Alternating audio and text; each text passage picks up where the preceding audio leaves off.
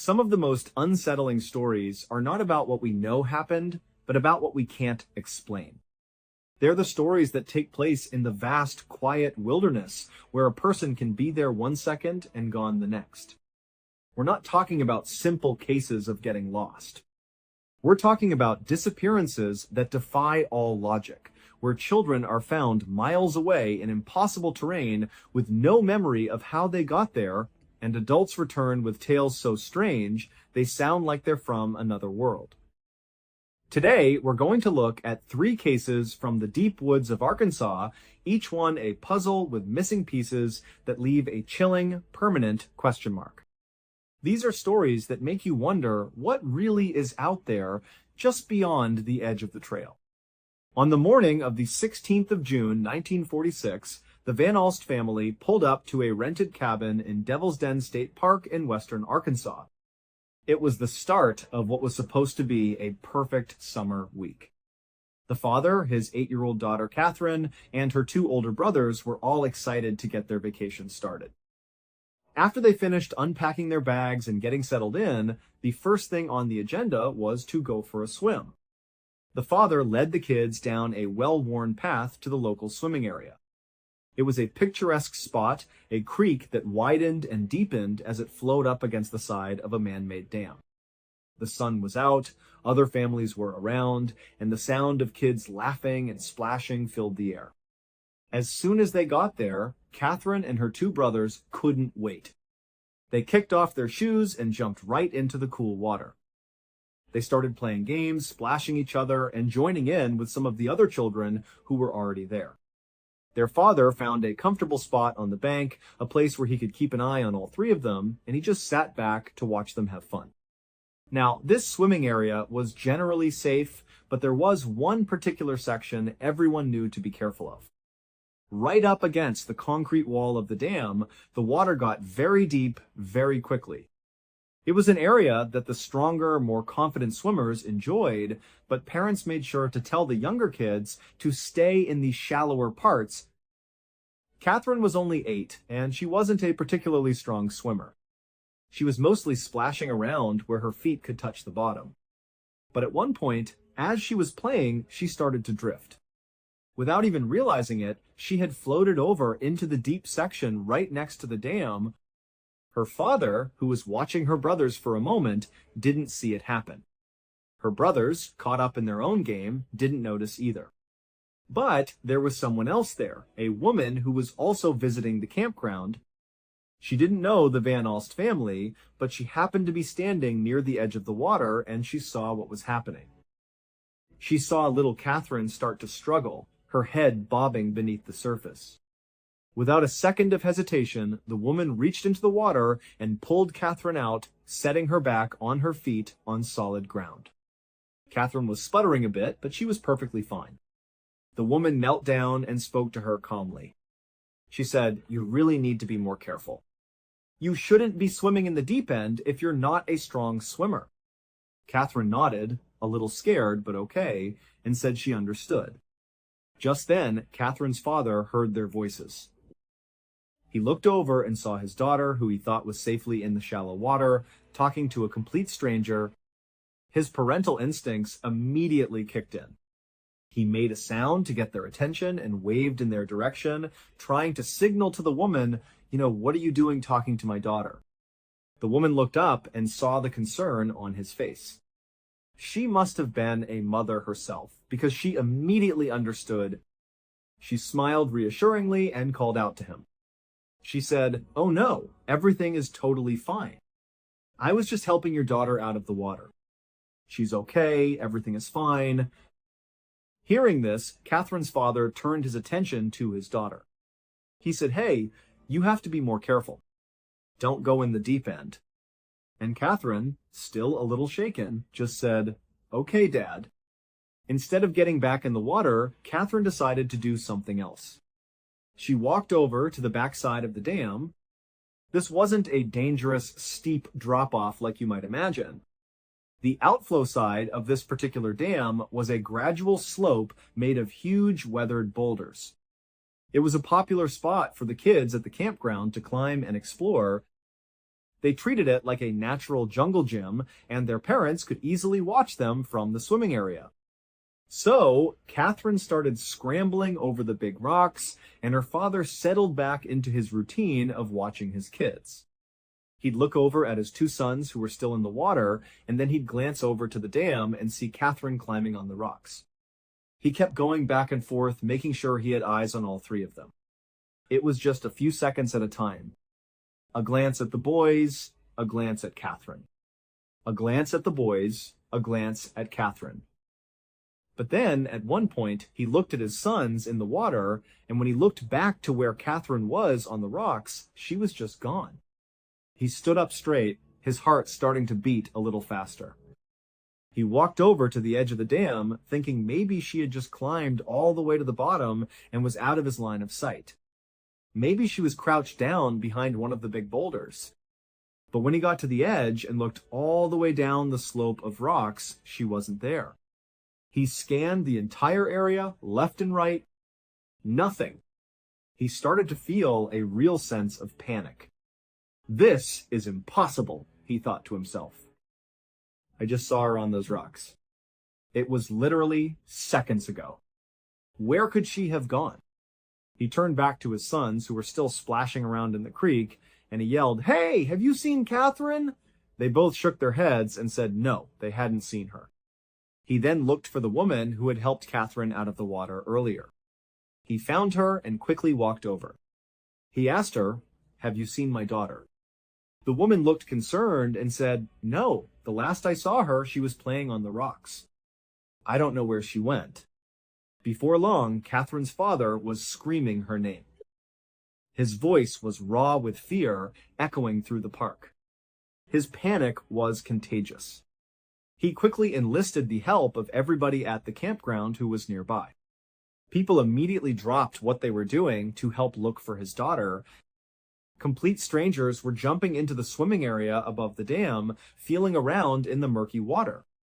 Other people were searching the creek bed below the dam. Every bush, every cluster of trees, the entire area was being searched by this impromptu group of concerned campers. But there was absolutely no sign of the little girl. After about an hour of this frantic, fruitless searching, Catherine's father knew he needed more help. He ran to find a park ranger and got the police involved. The search that followed was massive. For 2 full days, search and rescue teams, police officers, and volunteers scoured the incredibly thick forest that surrounded the dam. They searched day and night, but they found no trace of Catherine. Not a footprint, not a piece of her clothing, nothing. Authorities started to reconsider their initial assumptions. They decided it was far more likely that she had somehow fallen back into the water and drowned, either above or below the dam, than it was that she had just wandered off into the dense woods. It just made more sense, given where she was last seen. And so, they shifted the focus of the entire operation. They brought in equipment and began the long process of draining the 2 large sections of water, the swimming hole above the dam and the creek pool below it. Everyone held their breath, preparing for the worst, expecting that as the water level dropped, they would find her body at the bottom. But when both sections were completely drained, there was nothing there. She wasn't in the water. This was a devastating blow. It meant that she had to be somewhere in the miles and miles of unforgiving wilderness that surrounded them. So, once again, the search parties went back into the forest, their hopes dwindling with each passing hour. On June 22nd, 6 full days after Catherine had vanished from the rocks on the dam, a small group of searchers was pushing through the woods. They were a long, long way from where the search had started. They were 7 miles deep into the forest as the crow flies, slowly making their way up the side of a steep mountain. They were exhausted, but they kept going, yelling Catherine's name into the dense trees. As they were walking, they suddenly stopped. Ahead of them, a small figure had just walked out of the mouth of a cave. It was a little girl, and she was wearing only a bathing suit. She looked down the mountainside at the group of stunned men, and in a perfectly calm voice, she just said, "Here I am." The searchers couldn't believe their eyes. It was Catherine. They rushed up the mountain to her. Besides a few scratches on her arms and some bug bites on her legs, she seemed to be perfectly fine. In fact, the men who found her would later say that she was eerily calm. It was like she was just waking up from a long dream, not like a child who had been lost and alone in the wilderness for nearly a week. She was soon reunited with her family, who were overwhelmed with relief and disbelief. They couldn't believe she was still alive after all this time. They immediately brought her to a hospital where doctors gave her a thorough examination. And their conclusion was just as baffling. They confirmed what the searchers had seen. Besides some superficial cuts and a few bug bites, she was physically fine. 2 days later, she was discharged from the hospital, as if nothing had happened. Let's just take a moment to really understand how impossible this is. This was an 8-year-old girl who had never spent any real time in the woods before. This trip to Devil's Den State Park was her first real exposure to that kind of environment. And somehow, she had survived on her own, out in the wild, for 6 days and 6 nights with nothing but a bathing suit on. What's even more incredible is that in the remote mountainous area where she was found, there were no known sources of fresh, potable water anywhere nearby. Yet, when the doctors examined her, she was determined to be relatively well hydrated. And she had only lost a couple of pounds. Then, there's the staggering distance she covered. While she was found 7 miles away from where she went missing, that's a straight line on a map. When you're in the wild, you don't walk in perfectly straight lines. There are too many obstructions. There are mountains to climb, ravines to cross, thickets of trees and brush to get around. You end up zigging and zagging constantly. Search and rescue experts analyzed the terrain and estimated that the minimum real distance she would have had to travel to get from the dam to that cave was about 30 miles. And she did it all barefoot. Catherine's survival defied every established search and rescue model for an 8-year-old child lost in the wild. She was found in a location so far outside the standard search boundaries that nobody would have ever expected to find her there. Basically, by all logical accounts, she should have died. When authorities gently questioned her, trying to piece together what had happened, her answers only made the mystery deeper. They asked her, "How did you do this? How did you survive?" And she just looked at them and said, "I don't know." She said she had no memory of how she got lost in the first place. Her only clear memory from that first day was falling asleep on a patch of warm grass. Her very next memory was waking up inside that cave on day 6, just before the searchers found her. She had no idea what happened in the 5 days in between. She had no idea how she traveled 30 miles, how she found water, or how she found food. Some people tried to rationalize it. They said, maybe this is just a really, really weird case where she got incredibly lucky. But others have a darker theory. They think that something in the forest must have chased her. That pure adrenaline kicked in, forcing her to run those 30 miles to the safety of that cave. And because the experience was so deeply traumatic, her mind simply erased the memory to protect itself. But like with so many of these stories, what we're left with are a lot more questions than answers. Fast forward a few decades to the 29th of April 2001, a 6-year-old girl named Haley Zaga was on a hike with her grandparents. They were in a very rural part of Arkansas called the Upper Buffalo Wilderness Area. Now, for an area to be officially designated as a wilderness area, it means that no vehicles of any kind are allowed to come through there. That makes it incredibly remote, incredibly quiet, and incredibly wild.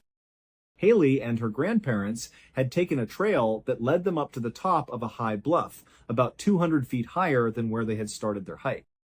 When they got to the top, the view was breathtaking. They stood at an incredible overlook, looking down over a winding river and a valley of green trees. At about 11 in the morning, after taking in the view, they turned around to start the trip back down. By about 11:30, they were making their way down the trail when Haley spotted something off to the side of the path. It was a waterfall cascading down the rocks. She got really excited and immediately wanted to go see it up close. She asked her grandparents, "Can we please go check out that waterfall?" Her grandparents looked over and sized up the situation. It seemed like the only way they could actually get down to the base of the waterfall would be by literally climbing down a tree and descending over the edge of a small cliff.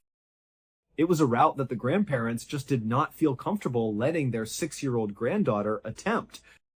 And so they had to tell her no. They said, "Haley, we need to keep going. We're not going to go check out that waterfall." Haley, being a determined 6-year-old, really wanted to see it, and she wasn't happy about being told no. She wanted to get her way, so she threw a little tantrum. She sat right down in the middle of the trail, crossed her arms, and said, "Well, if you're not going to take me to the waterfall, then I'm not going to move. You're going to have to carry me." Her grandparents sighed.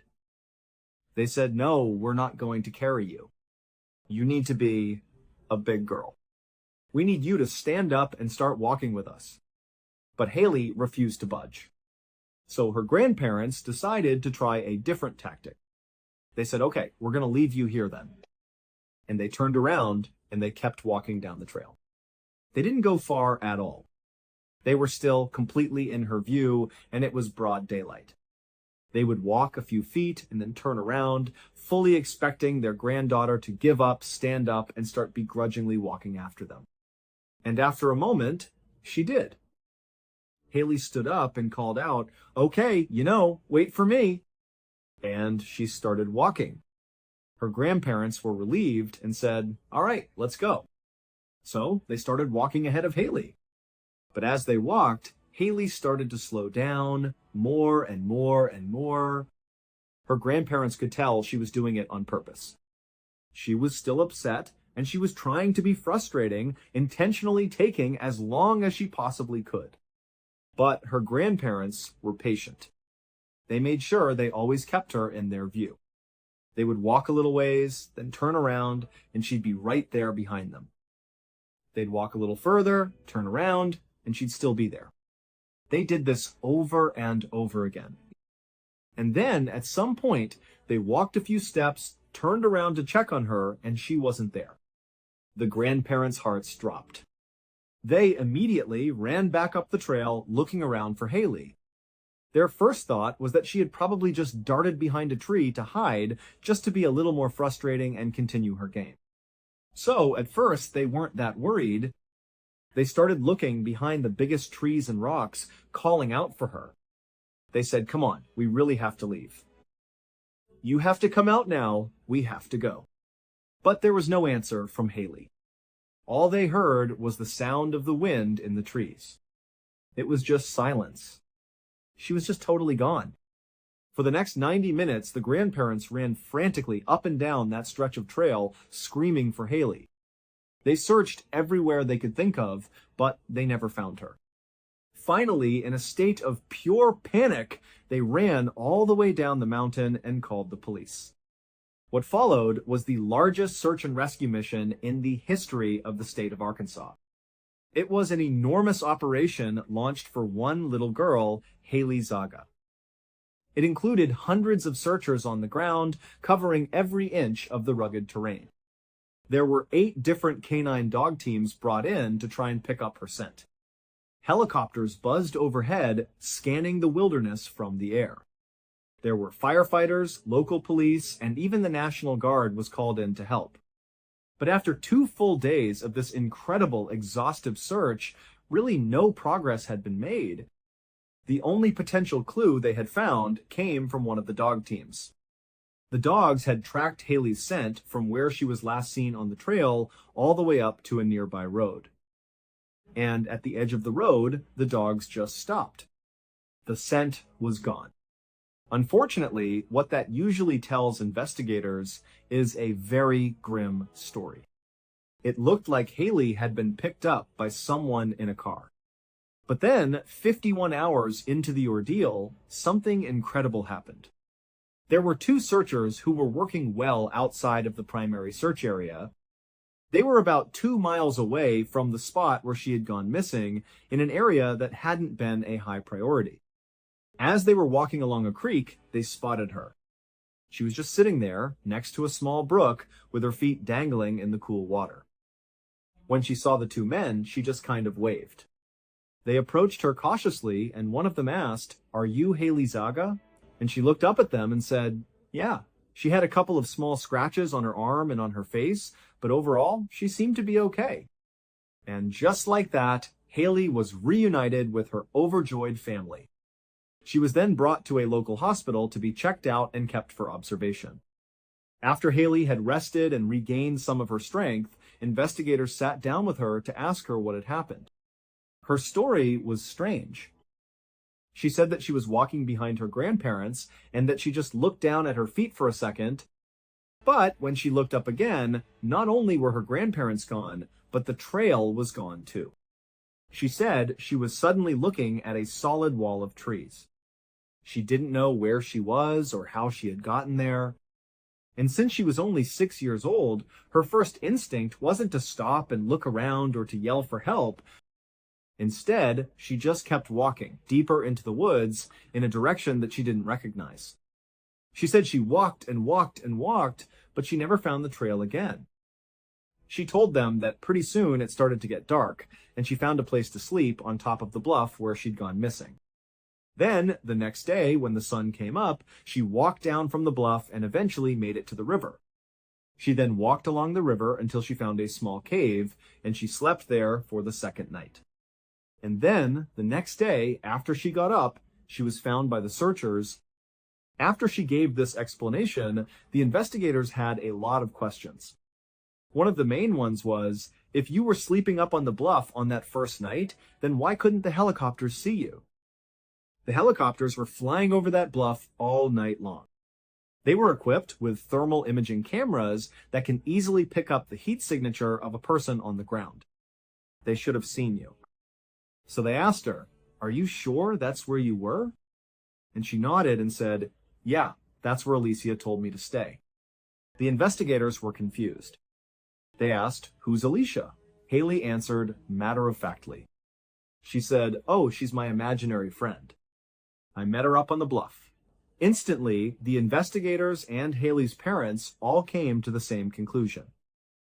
Okay, she's clearly just coping with this very traumatic event by creating an imaginary friend to help her through it. It was a simple psychological defense mechanism. So they didn't ask any more questions about this imaginary friend. Instead, they continued to ask her practical questions about how she got from the place where she was lost to the place where she was found. They said, "Okay, Haley, how did you get down from the bluffs?" Because there's really only one safe way down, and the trail can be hard to find, especially if you're already off the path. And Haley said, "Well, Alicia brought me to a trail, and she led me down the bluffs. She stood right in front of me the whole way and made sure that I didn't fall forward." Hearing this, her parents and the investigators started to exchange glances. This was a lot more detailed than a typical imaginary friend story. If this person was physically right in front of her, propping her up, maybe this wasn't an imaginary friend after all. So they asked Haley, "Can you describe what Alicia looks like?" And Haley said, "Sure. She has black hair and brown eyes. She's a little bit shorter than me.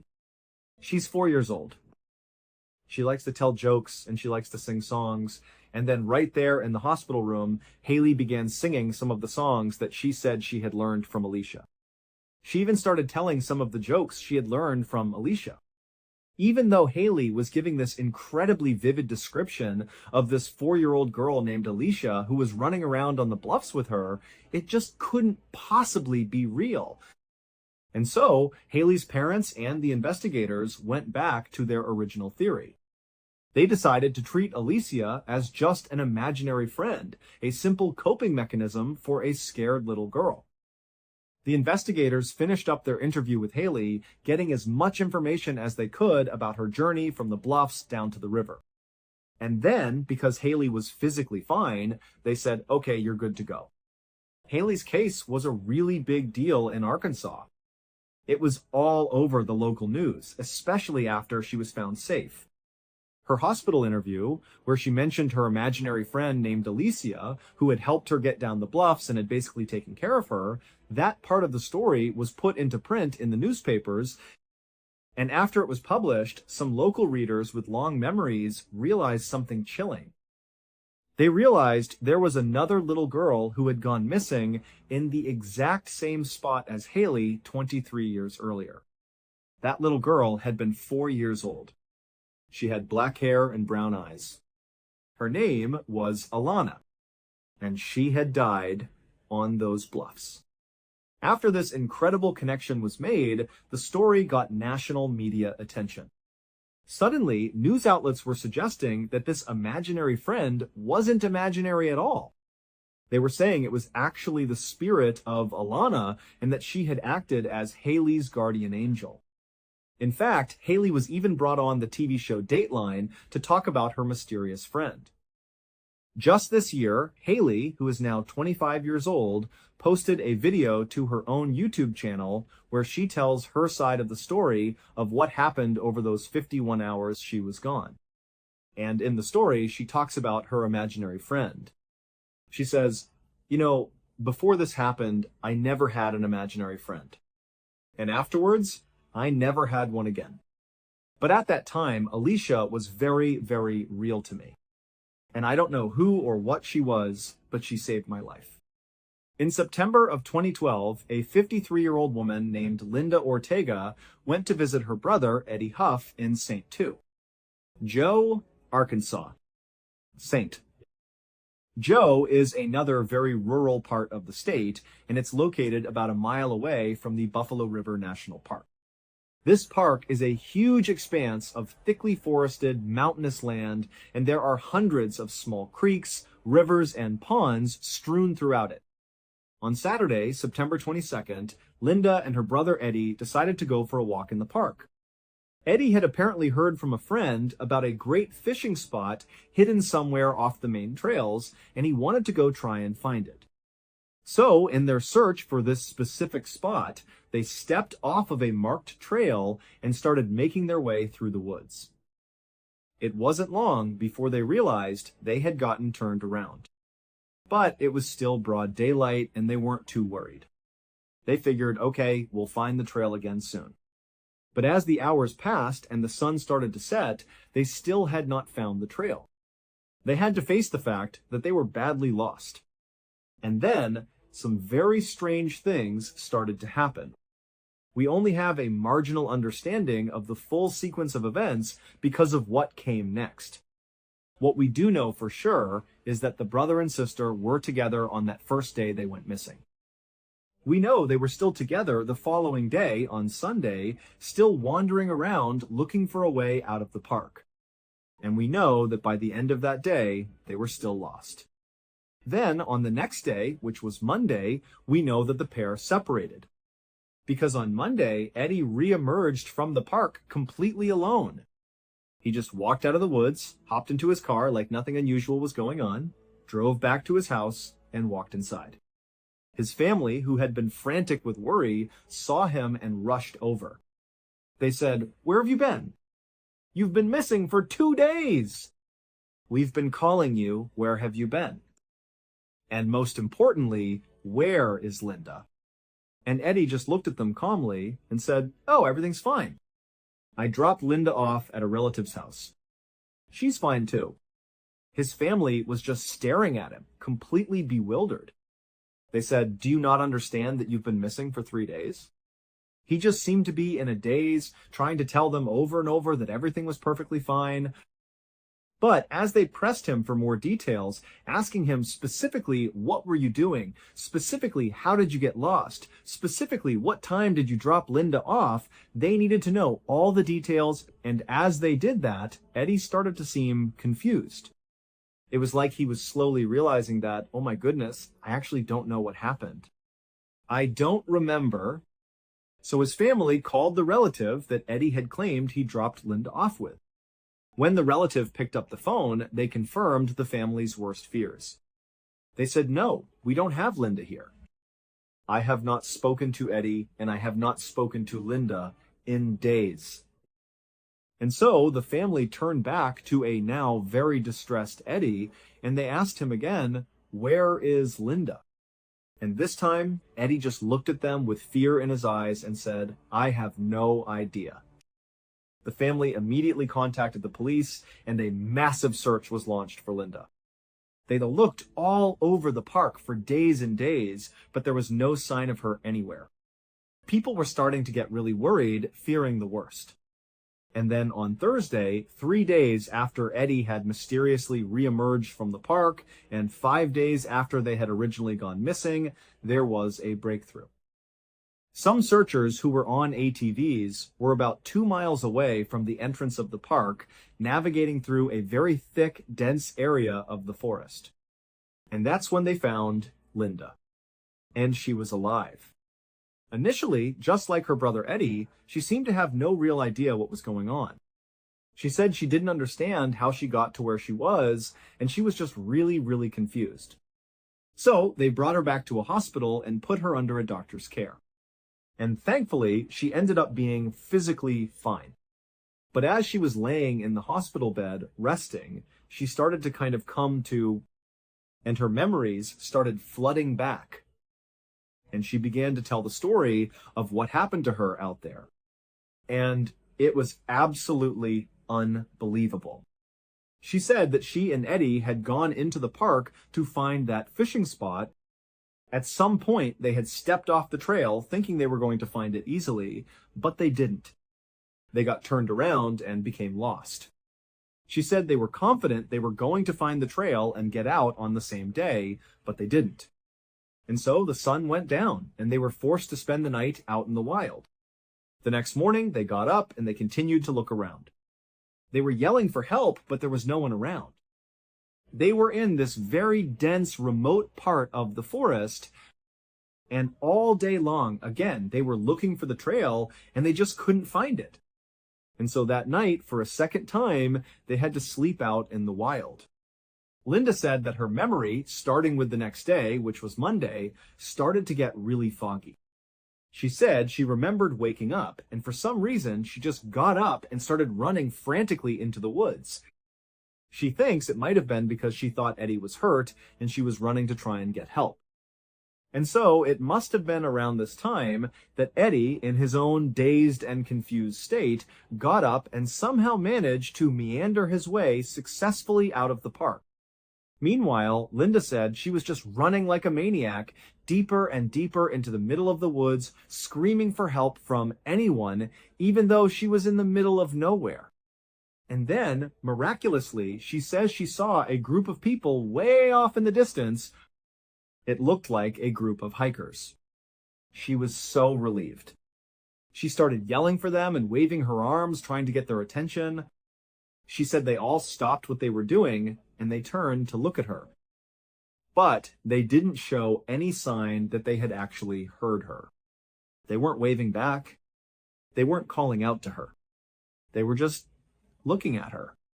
Linda said she thought that was pretty odd, but she was desperate. So she just kept on running towards them, screaming and yelling and trying to get their attention. She said when she got about 100 meters away from them, instead of them reciprocating her waves or making any sound, they all just ducked behind trees. It looked like they were trying to hide from her. Linda said this was the first time that she felt really, really unsettled by what was happening.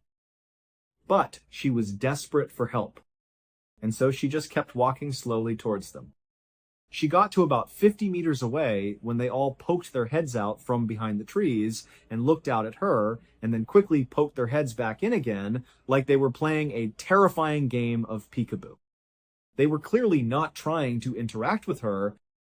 Linda said she felt really scared now, and she stopped and began slowly backpedaling away from this weird group of people who were hiding behind trees. And so, while keeping her eyes on the general area where she knew they were hiding, she backed away all the way back to about 100, maybe 150 meters away again.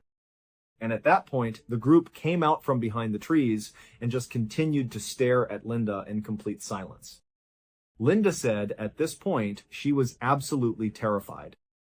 She didn't know who or what those things were, but she knew they were not there to help her. And then she said her memory got really foggy again, because all of a sudden, her next memory is of her laying on the ground in a pitch black forest.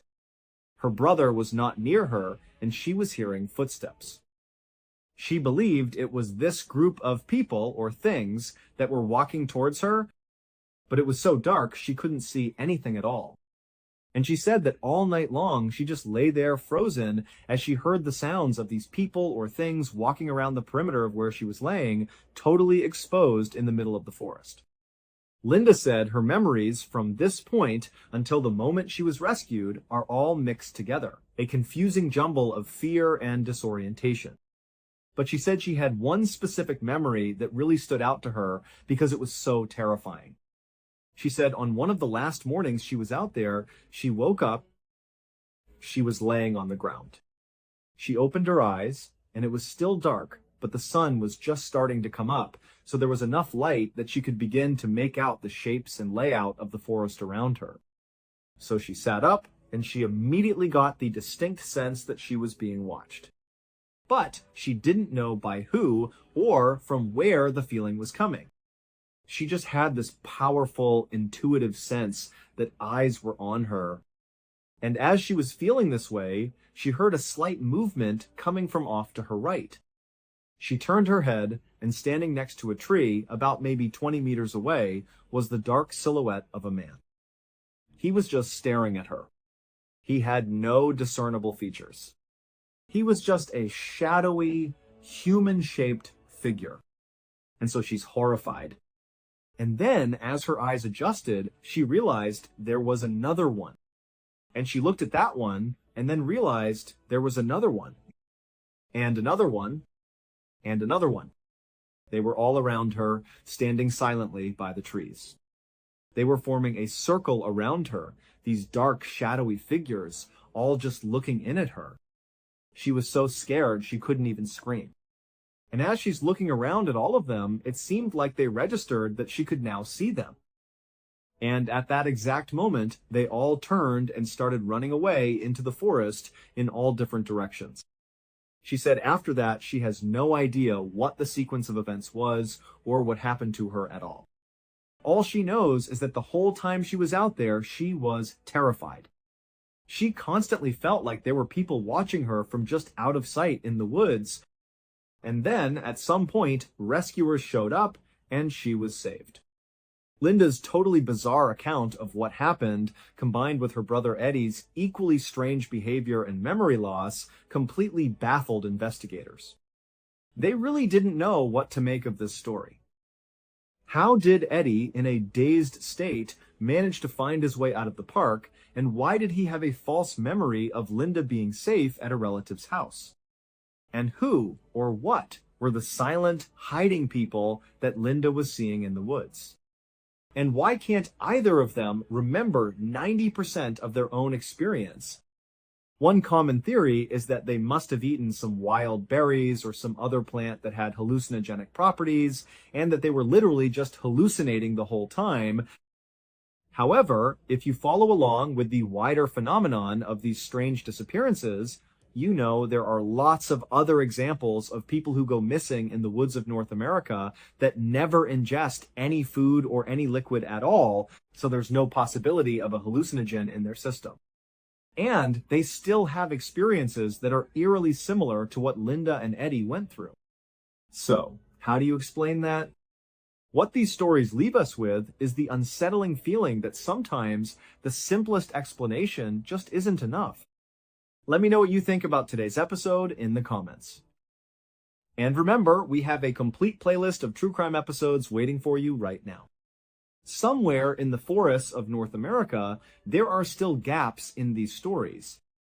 The missing hours, the lost memories, the missing people, and whatever is waiting for them out there might still be there right now. Thank you for listening. See you next time. 3 nights in a row, something walked through that cabin. Every night at almost exactly 3 in the morning, I would hear footsteps crossing the wooden porch outside my room. Then the front door would creak open. The sleigh bells hanging from it would start ringing. a metal pot in the kitchen would crash onto the floor, and then the footsteps would begin moving through the house toward us. The terrifying part wasn't the sound.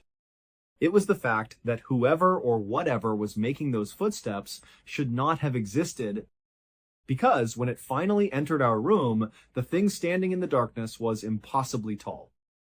Its legs were so unnaturally long that its waist sat higher than a normal person's head.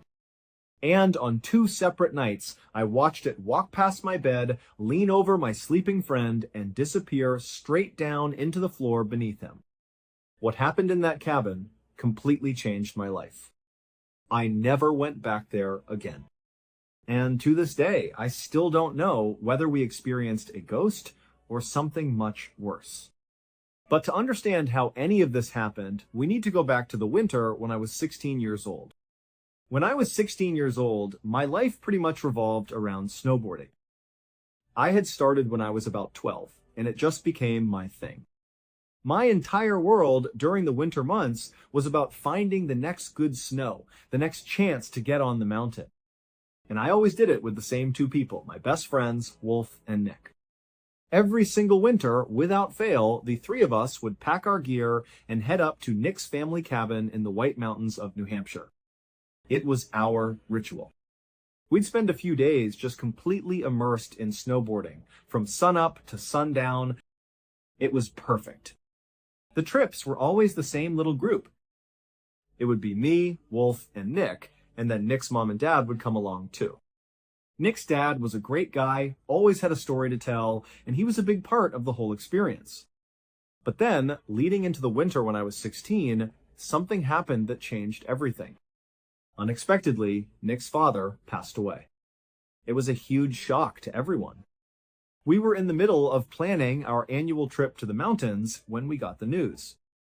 I remember talking to Wolf on the phone, and we were both just lost. I told him, I don't even know if it's appropriate to ask about the trip anymore. It felt so trivial, so unimportant in the face of what had happened.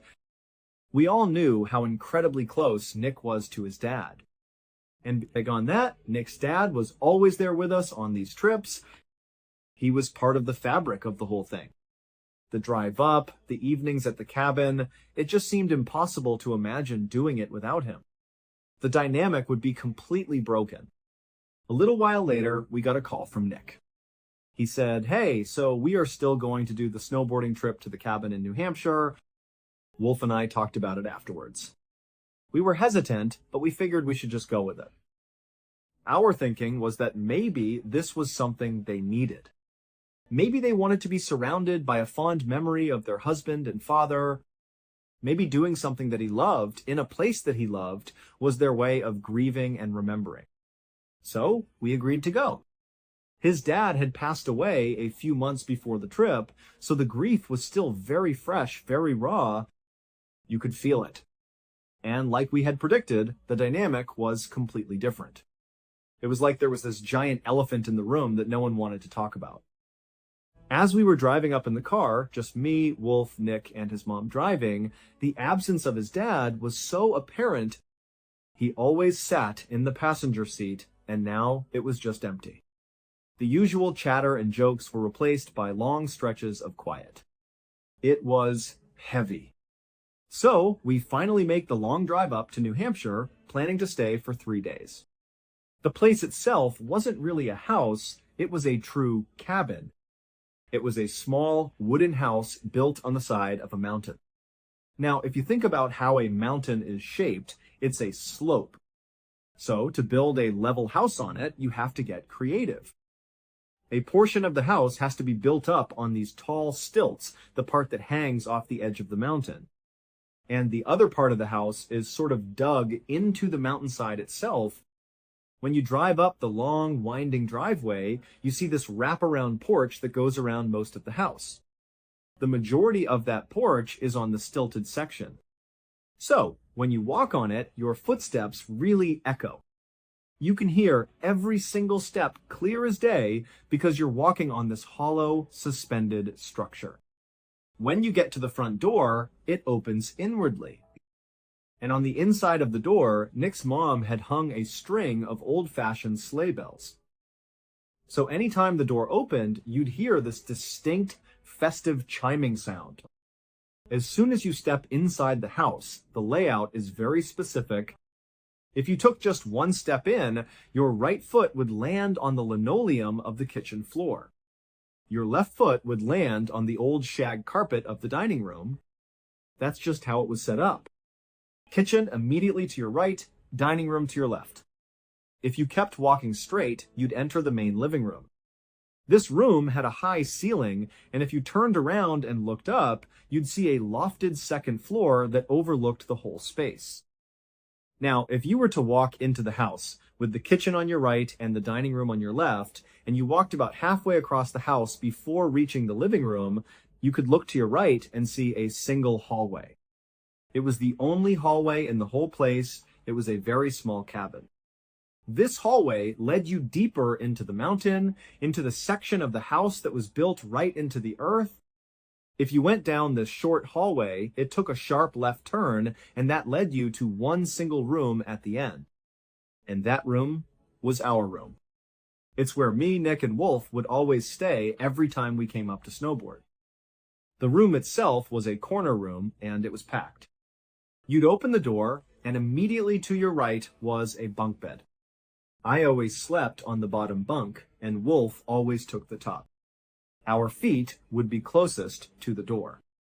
In the remaining space in the center of the room, which wasn't much, there was a queen-size bed. It was slightly larger than our bunks, and it took up basically all the free space that was left. That's where Nick slept. The room was so full of these three beds that there wasn't much room for anything else. There was a very narrow little aisle, a small space between the queen-size bed and the bunk bed, just wide enough for a person to walk through. But that was it. This layout, the position of the beds, and that little walkway is very important. You'll see why in a minute. So, we snowboard for the first day. It's great to be back on the mountain, and for a little while, we can almost forget about the sadness hanging over the trip. We get back to the cabin, exhausted and happy, and the three of us decide we're going to crash super early. The plan was to get up before dawn and have a full day of riding ahead of us. We were hardcore snowboarders, and we wanted to get the first tracks on the fresh powder.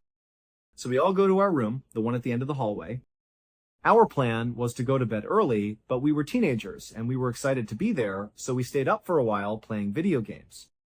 Finally, maybe around 11 or 12 o'clock at night, Nick, who was in the queen bed, and Wolf in the top bunk, both fall fast asleep.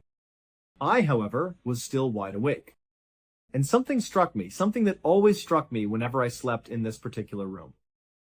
When you turn off all the lights and all the electronics, when you're just lying there in the dark, it is absolutely pitch black. There are no windows in this room. Remember, you're in the part of the house that's literally built inside the mountain. It is true, sensory-depriving darkness. Not only that, but the cabin itself was incredibly isolated. There weren't really any neighbors nearby. Nick's family had bought this place a long time ago, back when the mountain it was on used to be an active ski resort.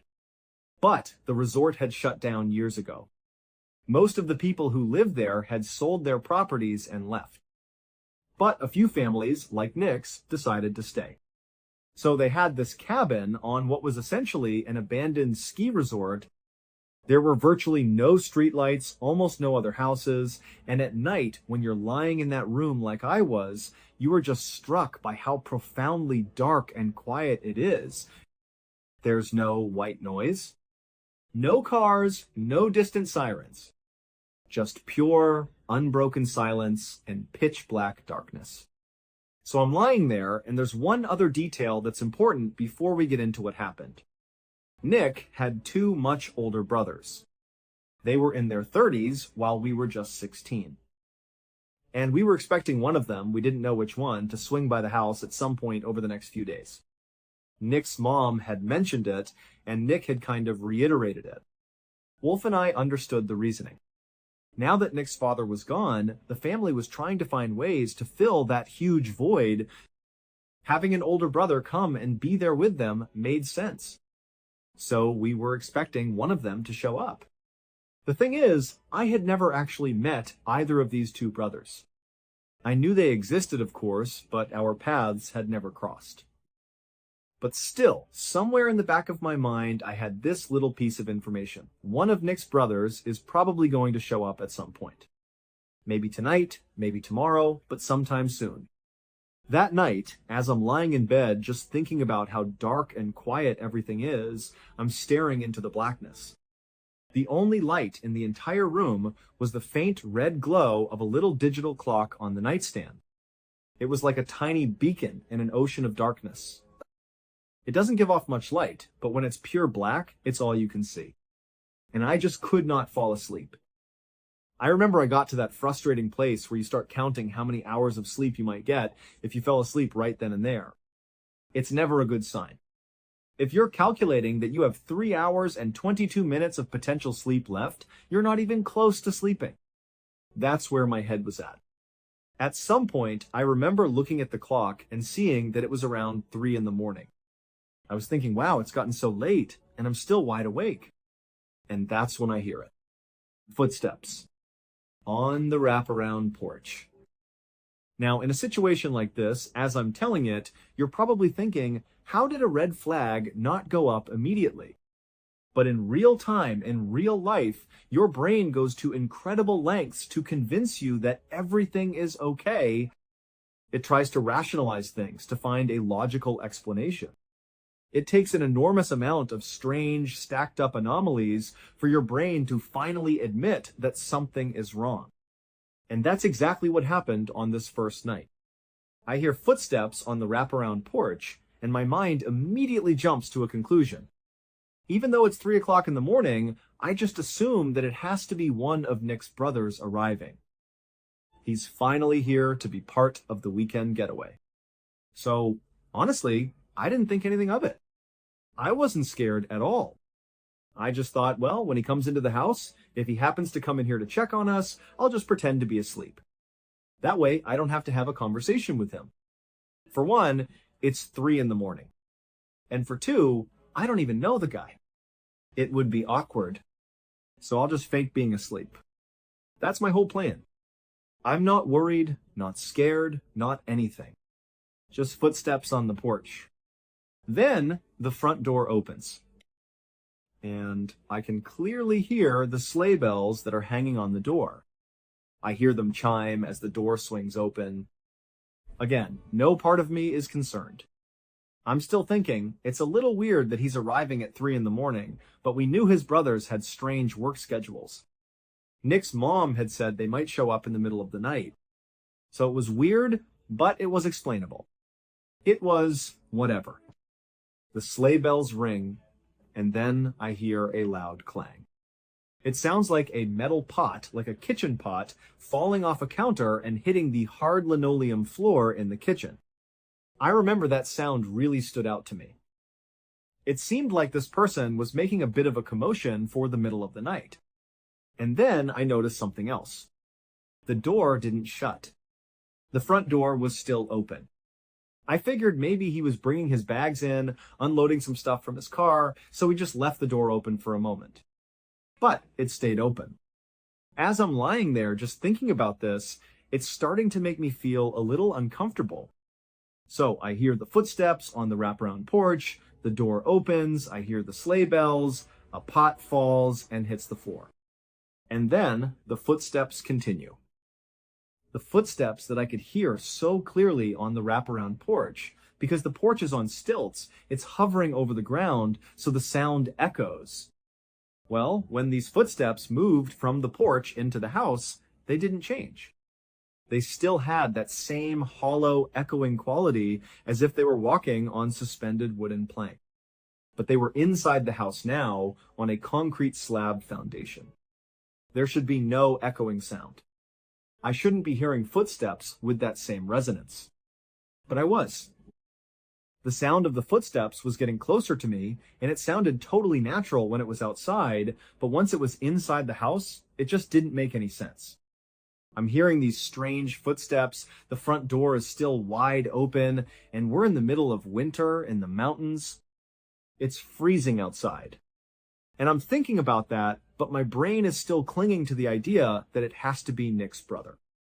The footsteps continue through the kitchen and dining area, and then they stop about halfway through the house, right at the entrance to the hallway that leads to our room. And then the footsteps begin to walk down that hallway towards us. They come all the way down the hall, and they stop right outside our door, which is shut.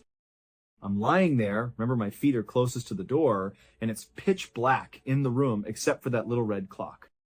And I'm thinking, why didn't he shut the front door? Of all the weird things that have happened so far, the fact that I'm hearing these impossible footsteps moving through the house, the thing that really just made the hair on the back of my neck stand up was, why didn't they shut the front door? That just seems like such a bad idea. There are animals out there. There's a host of things out there, not to mention it's freezing cold.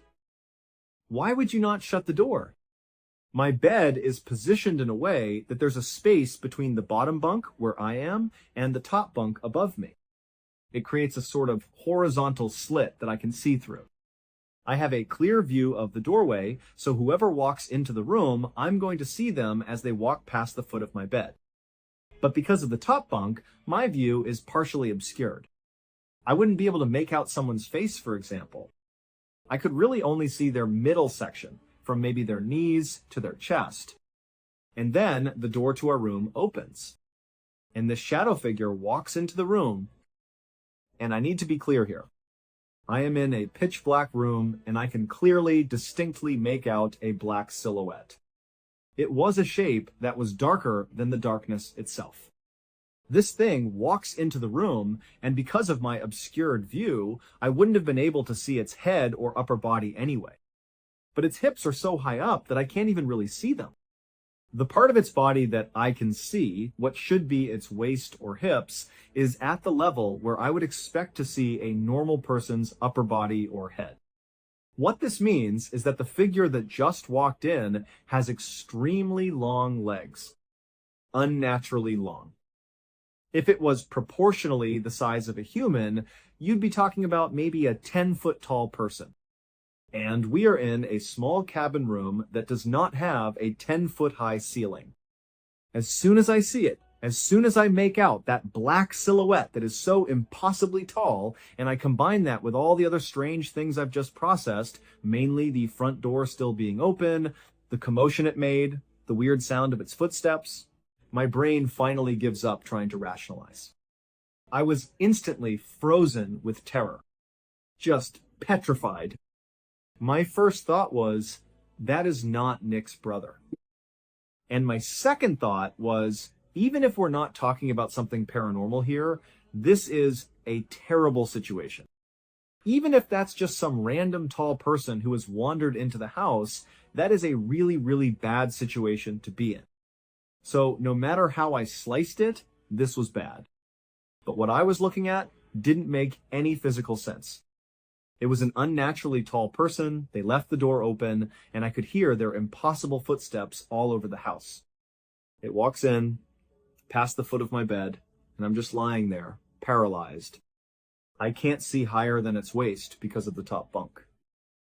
This thing makes a sharp, precise turn like a military-facing movement, and it begins to walk down the narrow aisle between the queen-size bed in the middle of the room and the bunk bed where I am. It's walking right next to me. I am literally lying there, unable to move a muscle. I remember thinking, I can't do anything. I am truly, completely frozen with terror. And all I can remember thinking over and over again is, whatever happens, whatever you do, just don't bend down and look at me. That will ruin my life. If this thing so much as looks at me, that's it, I'm done for. It walks down the aisle until it's right beside me. I'm holding my breath, I can't move, I'm just a statue of fear. It does another quick, sharp movement, but this time it's facing away from me. It's facing towards Nick, who's asleep in the bed in the center of the room. And then it bows. It bends at the waist, onto and then down through Nick's bed, and it disappears. Now, in the movies, as soon as the ghost disappears into the floor, the person who's hiding would make a run for it. But in real life, there's no such thing as ghosts. There's no such thing as people disappearing into the ground. So my brain couldn't process it. I'm expecting this thing to just get back up again. I couldn't understand that it had just vanished into the bed. That's not possible. So where is it? I clearly heard the door open. I heard the bells. I heard the pot. I heard the footsteps. I saw the door to our room open. I saw the thing walk in. I watched it walk down the aisle. I watched it bend over. It's in the room. Where is it? For hours, all night long, I laid there, absolutely petrified, expecting this thing to come back up from the floor and just look at me. That was my biggest fear. Whatever this thing was, I did not want it to look at me. I was frozen. The only thing I could move were my eyes, darting back and forth in the darkness, searching for any sign of movement. I stayed like that all night. Finally, what felt like an eternity later, I hear Nick's mom out in the living room making coffee. This was probably around 5 or 6 in the morning. And hearing that normal everyday sound was like a switch being flipped. It was the first time I felt like, okay, I'm safe now. Even if that thing is still in this room somewhere, I'm safe enough to move to get out of here because I can hear another person out there. It was a familiar sound, and I knew it was her. So I get up and I go right out there. Now, you have to understand, even though I had just gone through this horrible, unexplainable situation, I was still very aware that she had just lost her husband. The idea of approaching this subject, which would effectively turn into a conversation about ghosts, just felt incredibly inappropriate. I had never had a paranormal experience before this. I've never had one since. I'm more or less a skeptic. And here I was, about to go out and start talking about ghosts to a woman who was recently bereaved. It just felt wrong. So I was really struggling with how I wanted to communicate what had happened. I went and sat down at the dining room table. She got me a cup of coffee. We knew each other well, she's known me for years, and she definitely picked up that something was wrong with me. She didn't ask anything right away, she was just kind of sizing me up, looking at me with a puzzled expression. The only thing I could think to do was to just ask a simple, logical question.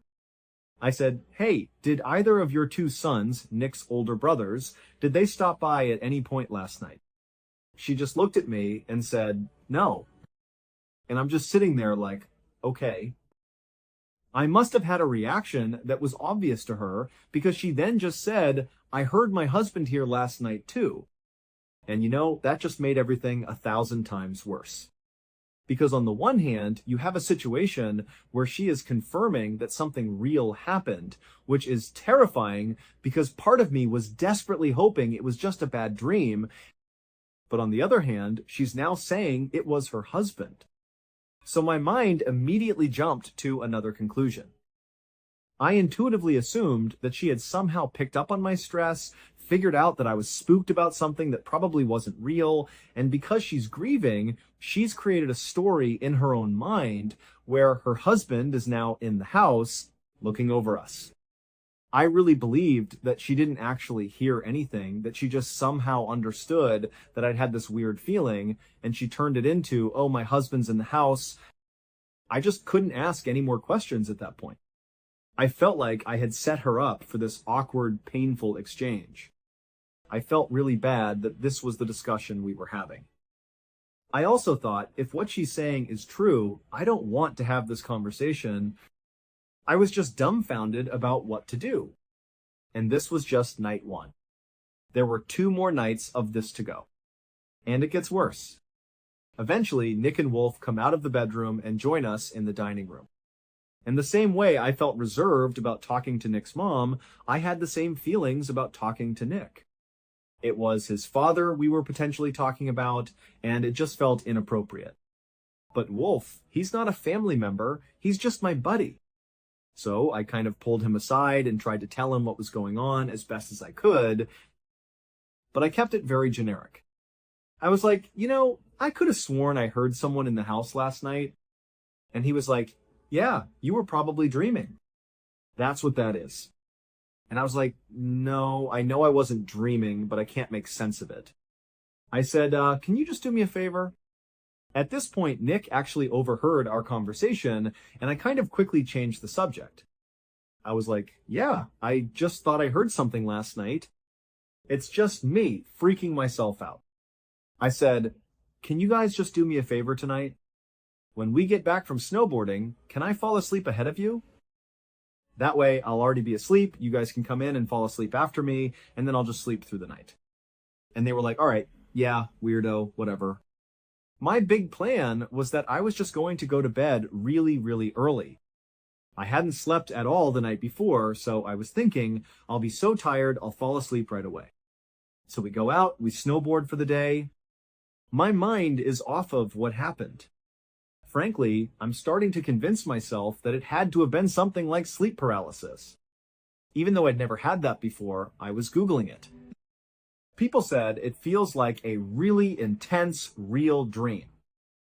I was just thinking, there has to be a logical explanation. This is too weird. It has to be something explainable. Turns out, it wasn't. We get back from snowboarding that evening, and I am immediately going to bed. It was maybe 6 o'clock. I told them I was exhausted and went straight to the room. I get in bed, and all I can think about is what happened the night before. And I can't fall asleep. Eventually, Nick and Wolf come into the room. They're trying their best to be quiet and stay awake so that I can fall asleep, but it's getting later, and I just can't do it. Now I'm back to that same place, calculating, okay, if I fall asleep now, I can get 6 hours of sleep. They finally just said, hey man, we're tired, we're going to bed. And they both fall asleep. And I'm awake. Again. And I was so upset with myself. You idiot, you screwed yourself. Why didn't you just fall asleep? I remember the only thing I did that, looking back on it, really shows how real this was to me, is I put a knife, just a kitchen knife from the drawer, in the metal springs of the bunk bed above me. I was on the bottom bunk, so I just tucked it into the frame right under the top bunk within easy reach.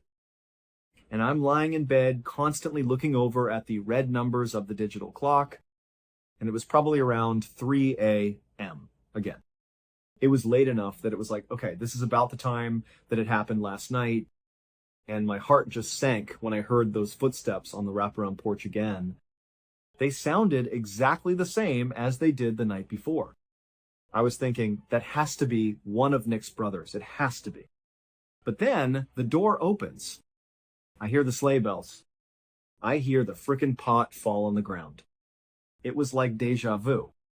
The exact same sequence of events was happening again. These footsteps start walking through the house. And again, referencing how movies would portray this, the character, who's me in the movie, would be thinking, okay, I'm going to get this knife, I'm going to position myself over here because I know what's going to happen, and I'm going to protect myself. But in real life, my thought was, this thing is going to be in my room again. It happened last night. It's apparently happening again right now. Please, for the love of God, don't bow into me the way it bowed into the floor the night before. Don't look at me. It will ruin my life. If some entity just engages with me, just looks at me, that will ruin my life. This thing walks down the hall.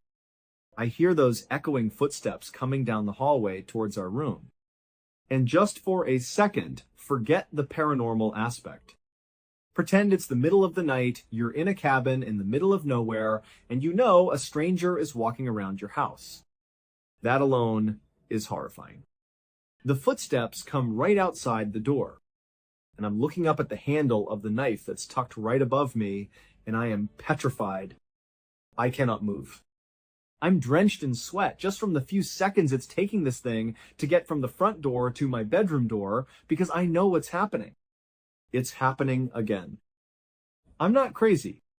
It's just happening again. What is this? And I'm so scared. I can't reach for the knife. I'm so worried about making any tiny noise that would alert this thing that I'm here and that I'm awake. I can only move my eyes. I remember even thinking that I shouldn't move my eyes too quickly because it might hear that. This was a primal level of fear. The door opens. It walks into the room. It goes right past the foot of my bed. And again, I am just petrified. It walks down that same aisle after making its sharp turn, the aisle between me and Nick. And I remember what happened the night before, where it folded into Nick's bed and disappeared. And I'm just thinking to myself, please don't turn and bow into me. Please, whatever happens, just don't do that. So it turns away from me, towards Nick, and it does the exact same thing it did the night before. It folds onto Nick's bed and disappears into the ground. But again, even though in a movie, this would be the same thing happening on night 2, the same predictable routine, in real life, my brain is just screaming, where did it go? I know this happened last night, but it still doesn't make any sense. It's in the room. It has to be. This is a real thing. It came into the room, and now it's somewhere. Is it under my bed? Where is it? All night. All night I lay there. This is the second night in a row that I had not slept a wink.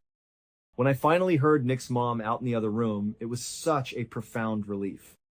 Because I didn't give a crap at this point about being polite. I wasn't going to try to dance around the conversation about ghosts. I was going to go out there and be like, what is wrong with this house? So I hear her, and I go right out to the living room, and I tell her everything in as much acute detail as I possibly can.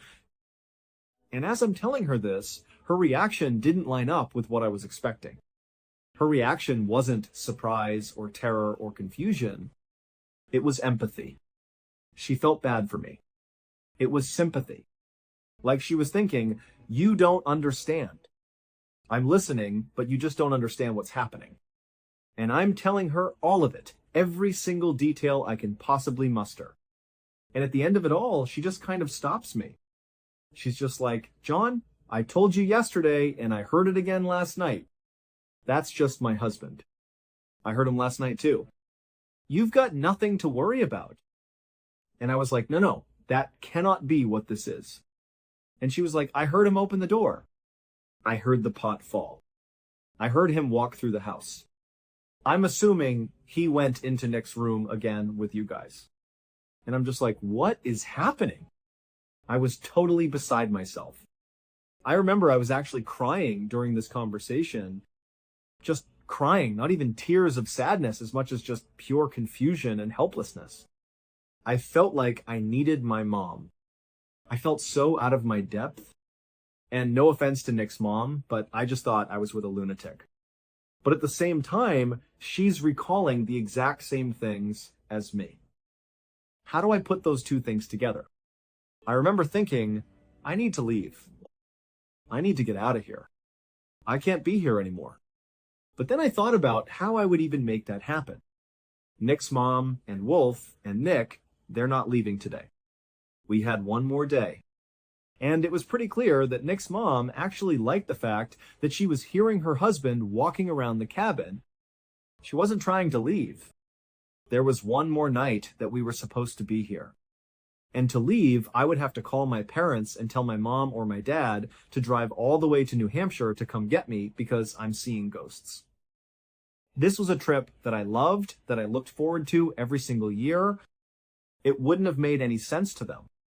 They would have been like, what is wrong with you? And honestly, I was not prepared to have those conversations with my mom and dad. I was not prepared to be like, let me tell you about the 10-foot tall ghost I saw for the past 2 days. So I was just kind of resigned. I decided to stay. In retrospect, I think I should have called my parents and been like, I don't care, get the hell up here. It doesn't matter why, just come get me. But it was such a confusing, overwhelming moment that I had no blueprint for how to handle it. So I just stayed. Nick and Wolf finally get up and come out. I remember I made the decision to stay as I'm sitting there thinking about what's happening while Nick's mom is reassuring me about her husband being in the house. Nick and Wolf come out of the room, and Wolf pretty much immediately looks at me to get a gauge on what happened. And he can see it all over my face. I've been crying. I'm a mess. I told them what happened. And Nick was always kind of a stoic guy. He was just unaffected. He didn't want to engage with it. Wolf, on the other hand, was more inclined to, at a minimum, believe that something was happening. He didn't know if it was a ghost or not, but he certainly understood that something was going on. And the fact that as I'm explaining to Nick and Wolf what's going on, Nick's mom was there reinforcing my story. She was like, yeah, I heard him too. I heard the door open. Yeah, I was upstairs. I heard him walk through the house. And Wolf is just looking back and forth between us like, what is going on? And Nick just didn't want to hear it. It was probably just too uncomfortable. We were ultimately talking about his father. Before we went out snowboarding that day, Nick's mom drove us to a local store. We bought a coffee table. They had been looking to replace the one that was in their house. Basically, when you walked into the house, instead of turning down the hallway towards our room, if you just kept walking straight into that lofted living room area, at the foot of the stairs, there was a little coffee table. They kept a landline phone on it because they were in the middle of nowhere and you had to have some way to call for help. The old one had broken or was just old, I don't know, but I knew they'd wanted a new one for a long time. So we went out and got it. Me, Nick, and Wolf, we go snowboard, we come back, we help unload the new coffee table into the house, and we put it right at the foot of the stairs. That night, we go to bed. I was ruthless in trying to keep Wolf and Nick awake. I wasn't even trying to make jokes about it. I was straight up kicking the bunk bed, kicking Wolf's bunk, literally shaking Nick.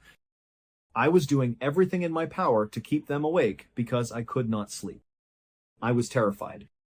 It was like the polar opposite of how excited you get before Christmas and you can't sleep. It was that same level of sleepless anticipation, but instead of joy, it was pure dread. This was the worst night of my life. And the nail in the coffin was that during the day, we had found out that neither of Nick's two brothers were going to be making the trip after all. Their plans had changed. So no one was supposed to be at the house except for the four of us. That night, I'm lying there, and after all my attempts to keep Nick and Wolf awake, they fall asleep. Everyone's asleep. The house is pitch black. It's silent. And around 2 or 3 in the morning, I'm getting goosebumps just thinking about it. I hear those footsteps on the wraparound porch. The door opens. I hear the sleigh bells ringing on the door. The pot falls on the ground. And the footsteps walk into the house. This is the 3rd time that this has happened. So in a strange way, this was the first time that I was almost expecting it. I had a script. It was going to walk down the hall, come into the room, come next to me, fold into Nick's bed, and then that would be it. This was the first time I had a little bit of, call it security, in knowing what was supposed to happen.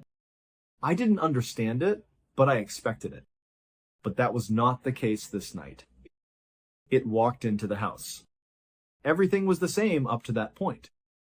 But instead of going down the hallway towards our room, it kept walking. It walked straight into the lofted living room area. And from where I was lying in my bed, if I sat up and looked straight ahead, the wall of my room was the only thing separating me from the area where this thing was.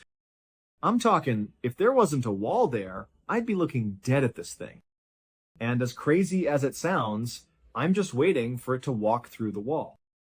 I'm anticipating something coming right through the wall. After a long pause, while it's in that lofted area, I hear it go up the steps. Listening to the slow creak of each wooden step as it goes up the stairs, it makes my skin crawl. It's making me emotional just thinking about how terrifying that was. It walks all the way up the stairs, and now it's directly above me. And if the past 2 nights were any example, this thing has sunk into the ground 2 nights in a row and disappeared. So now my new fear is that it's going to literally come through the ceiling, through the top bunk, and onto me. The sound stopped once it got upstairs.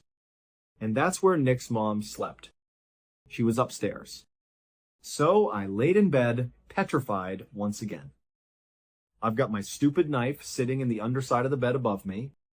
And for hours and hours, I'm just waiting for my literal worst nightmare to come true. For some entity to come through the ceiling and go into me, or even just seeing it out of my peripheries, watching this dark beast come through the ceiling and float down and into Nick's bed. Just these thoughts in my head, they didn't make any sense. They were terrifying, but they felt like they were happening. I laid in bed and I couldn't fall asleep. I was now coming up on 3 full days without any sleep.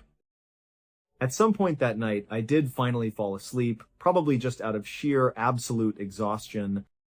At some point in the early morning, probably around 5 in the morning, I wake up again, and I hear Nick's mom.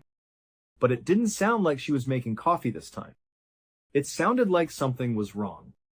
I couldn't place it, but it just sounded like she was emotional. I couldn't tell if she was crying or not. But now, it's the morning, it's my last day, I'm leaving today. I am up, and I am out of that room. As soon as I walk out of the hallway, I look to my left, into the dining room, where I expect to see Nick's mom, and she's not there. She's actually over at the foot of the stairs in the lofted living room area. She's next to this new coffee table we had just put in, and she's standing over this coffee table at the foot of the stairs where the entity had been the night before, the one deviation from the other 2 nights. And she's crying. She sees me and says, "Come here." She pats the coffee table, and she's down on her knees looking at it. And now I can tell she's probably crying tears of joy. Because scratched deeply into the surface of the brand new coffee table were the words, "I love you." I was done. That was it for me. That experience ended my friendships, certainly with Nick and with Wolf to a lesser degree. But I never went back. I stopped snowboarding altogether for a long time. I never went back to that cabin, even though I know Wolf went back the next year. The theories about what happened are hard to settle on. It's possible Nick's mom, in her grief, created a narrative and made it all about her husband. And she could have just as easily been the one to scratch "I love you" into that table. It's also possible that we both had some kind of shared sleep paralysis, that we somehow synchronized our visions and she scratched the words into the table in her sleep. Or, to be honest, what I believe is that that was a ghost. And it interacted with the physical world. It did walk around the house. It did carve "I love you" into that table. And you know, it's the only time in my entire life that anything like that has ever happened to me. I don't have any other paranormal stories before or after. That's it. Let me know what you think really happened in that cabin in the comments. Was it sorrow, hallucination, or was there something truly inexplicable that passed through that house for 3 consecutive nights? And if you want more concerning mysterious encounters and unexplainable true stories, subscribe and turn on notifications to wait for the next video. See you next time. In 2014, a young woman named Jen was relaxing in her sister's living room. She was watching her son and her 2 nephews playing outside in the backyard. It was a perfectly normal, quiet afternoon. As she watched them, one of her nephews, a little boy named Harrison, walked over to a big tree in the yard. He started peeling the bark off of it the way kids sometimes do, just mindlessly picking at it. For Jen, seeing this simple act triggered a strange and deeply buried childhood memory. It was something she hadn't thought about in decades. Without even meaning to, she just sort of blurted out what was on her mind. She said, "So weird." Her mother, who was in the next room, heard her. Her mom called out, "Jen, is everything okay?" "What's so weird?" Jen felt a little embarrassed. She hadn't meant for anyone to hear her talking to herself. She quickly tried to brush it off, saying, "Oh, no, sorry. It's nothing." I didn't mean to say that out loud, but it was too late. Her mom was curious now. She walked into the living room and saw Jen looking out the back window at the boys. Her mom came right up next to her and looked out too. She asked, "What are the boys doing out there? Are they getting into trouble?" Jen shook her head. No, no, it's not the kids. I just saw Harrison doing something that reminded me of a weird thing that happened to me when I was a kid. I just reacted to the memory, that's all. Jen's mom looked at her, totally intrigued now. She said, "Well, you can't just say that and not tell me." "What's the memory?" Jen sighed. She figured she might as well tell her. "Okay, Mom, I'll tell you. I don't know if Frankie's mom ever told you this or not, but it was back when I was 8 years old. I had called my friend Frankie, and he was busy with some homework. He told me to come over and meet him outside his house, and we could go play when he was done." She continued, painting the picture for her mom. "So I walked over to his house. I was standing across the street from his place in front of that little group of trees we used to call the Pinecone Forest. It wasn't really a forest, just a handful of trees, but that's what we called it. Anyway, I was standing there waiting, and I started peeling the bark off one of the trees. I don't even think I realized I was doing it. I was just passing the time. As Jen was talking, the memory became clearer and clearer in her mind. So I'm peeling the bark, watching Frankie's house for him to come out. And then I noticed a guy to my right, walking through the trees, coming towards me. I'd never seen him before in our neighborhood. Even before he got close, I could smell him. He just reeked of stale cigarettes. His teeth were very yellow, and he was missing a few of them. And I remember looking at his hands. I don't know why, but I did. He had these long, pointy, yellow fingernails. They looked like he was growing them out on purpose, all jagged and sharp. He walked right up to me and stopped, way too close, totally in my personal space. But he didn't look at me at first. He looked at the spot on the tree where I had been peeling the bark off. He was maybe a foot away from me. I remember having to lean back because I didn't want to be rude and just run away. All I could smell was that awful cigarette smoke. Then he turned from the tree and looked right at me. He said, "What do you think you're doing?" I was so startled, I just said, "I'm waiting for my friend." He shook his head. "No." "What are you doing to the tree?" I looked at him, then back at the tree and said, "Peeling the bark off." And that's when he reached out and pinched my arm. He didn't use the pads of his fingers. He used those long nails. He dug them into my skin, and through his gritted yellow teeth, he whispered, "How would you like it if someone peeled your skin off?" Jen paused for a moment, remembering the feeling. I was so terrified, I just froze. I was like I was in a trance. I just stood there looking at him, wondering what was going to happen next. Then, just by pure luck, Frankie's mom came out onto their porch and yelled, "Hey, come on inside." Frankie's done with his homework now. That broke the spell. I pulled my arm away and just started running across the street to Frankie's house. I looked back once, expecting him to be chasing me, but he wasn't. He was still standing there by the tree, just watching me. I ran inside, and that was it. I remember wanting to tell you about it when I got home, but for some reason, I just didn't.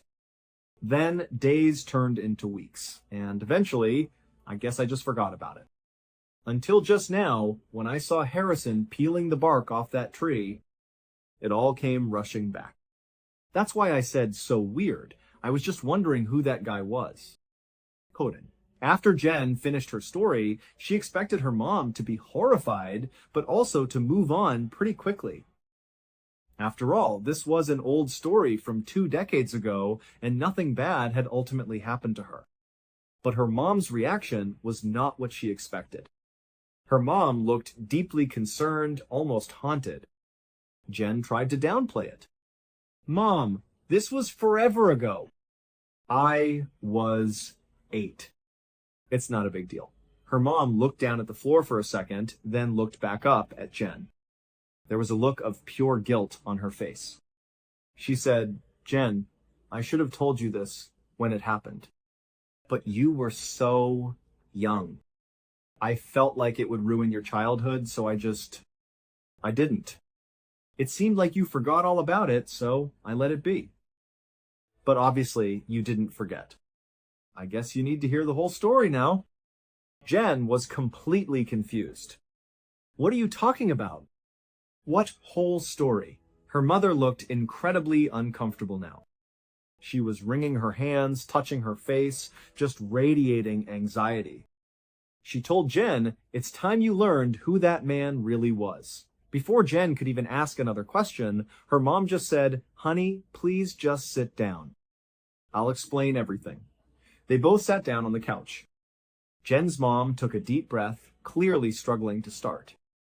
Okay, she began. So do you remember how our old neighborhood was? How everyone knew everyone? It was such a tight-knit community. Jen nodded. Yeah, I remember. Her mom continued, well, because of that, it was really easy to spot an outsider. If a car I didn't recognize came down our street, I'd find myself looking out the window, watching to see where it was going. There was no reason to be in that neighborhood unless you lived there or were visiting someone. I was always people watching, and I know a bunch of the other moms did the same thing. One of them was Frankie's mom, Sonia. Well, on the exact same day that man approached you in 1995, that morning, Sonia happened to look out her front window. She saw a vehicle she didn't recognize. It was a white work van, the kind with no windows in the back. It was parked across the street, right near the pinecone forest. Sonia figured it was a work truck and that whoever was driving it was probably working on one of the houses. But the spot where it was parked was strange. It wasn't close to any one particular house. There were plenty of other spots to park on the street that would have been more convenient. It seemed odd to park so far away in front of that random patch of trees. That's what made her suspicious. She didn't think anything terrible was happening, she just couldn't make sense of it. So all morning, she kept going back to the window, looking out, waiting to see if anyone would go to the van, but she never saw a soul. No workers going in or out, no activity at all. It was just this empty, silent van parked across the street. By the afternoon, when still no one had claimed it, she was getting ready to call the police. Jen's mom then connected the two stories. That was the same day you and Frankie had talked on the phone. You made plans to meet up near the pinecone forest after his homework. He never told his mom about those plans. If he had, she would have told you to come straight inside and stay away from that van. But she didn't know you were going to be out there. So, sometime in the afternoon, while Sonia is about to call the police, you were already over there by the trees waiting for Frankie. Sonia looked out the window one more time, and that's when she saw it. The back two doors of the van flew open, and that man who pinched you jumped out. He started running straight into the pinecone forest. From where Sonia was standing at her front window, she could only see part of the forest. The other part, where you were, was out of her view to the right. So she turned and ran to a side window in her house. She looked out that window and saw the rest of the forest. And there you were. You were standing in front of the tree, and she saw this man sprint right up to you. She saw him pinch your arm and lean in to talk to you. That's when she ran out onto her porch and yelled for you to come inside. She told me later that she tried to sound as natural and calm as she could. She was worried that if she sounded panicked, it would not only scare you, but it might trigger the stranger to do something drastic, like grab you. She knew he'd been made. So she watched him the whole time you were running to the house to make sure he didn't chase you. As soon as you were safely inside, she told you to go play with Frankie. The moment you were out of the room, she ran around her house and locked every single door and every single window. Then she called me. We both decided we had to call the police. Even though you were safe, we had no idea who this guy was. And the way he came out of that van, it seemed like he was intentionally waiting for you. So Sonia called the police. A cruiser was sent over to the neighborhood right away. The officers found the white van exactly where she said it would be. They pulled up next to it and walked to the driver's side. And sitting inside was a man who matched the description Sonia gave them perfectly. He was acting really weird. He looked like he was on drugs or maybe drunk. Something was definitely off about him. The officers had him step out of the vehicle. They searched the front seats, but there was nothing there besides cigarette butts and old trash. There was a partition wall separating the front seats from the back of the van. They walked around to the back, and they saw that this guy had screwed a heavy-duty latch across the middle of the two back doors. There was a big padlock through it. It was an extra lock, clearly meant to keep people from getting in or maybe from getting out. The police turned to the guy and said they needed to get in the back of his van. They asked him to open it. At first, he made a bunch of excuses, saying he couldn't. But eventually, he gave in. He pulled out a keychain he was carrying. It had two distinct keys on it. He used one of them to undo the padlock. He swung the doors open and stepped back. The police shined their flashlights inside, and they couldn't believe what they were looking at. Jen's mom's voice trembled slightly as she described it. Inside that van, on every single surface in the back, were pictures of you. They were taped to the walls, to the floor, to the ceiling. Everywhere they looked, it was your face. And they weren't just recent pictures. There were at least a couple of you when you were only 6 years old. You were 8 when he approached you. So he had been following you, watching you, for at least 2 years. Also, in the back of the van were a pair of binoculars and a camera, which they assumed he was using to take the photos. But that wasn't even the worst part of it. After they arrested him, one of the officers looked closer at that keychain, the one with the key to the padlock. He noticed the other key wasn't a duplicate. It was a different, unique key. So the police went over to the guy and they showed him the key. They asked him, "What is this for?" And he told them it was for his storage locker. The police tracked down the storage facility and they went there. They used the key on the lock of his unit. It worked.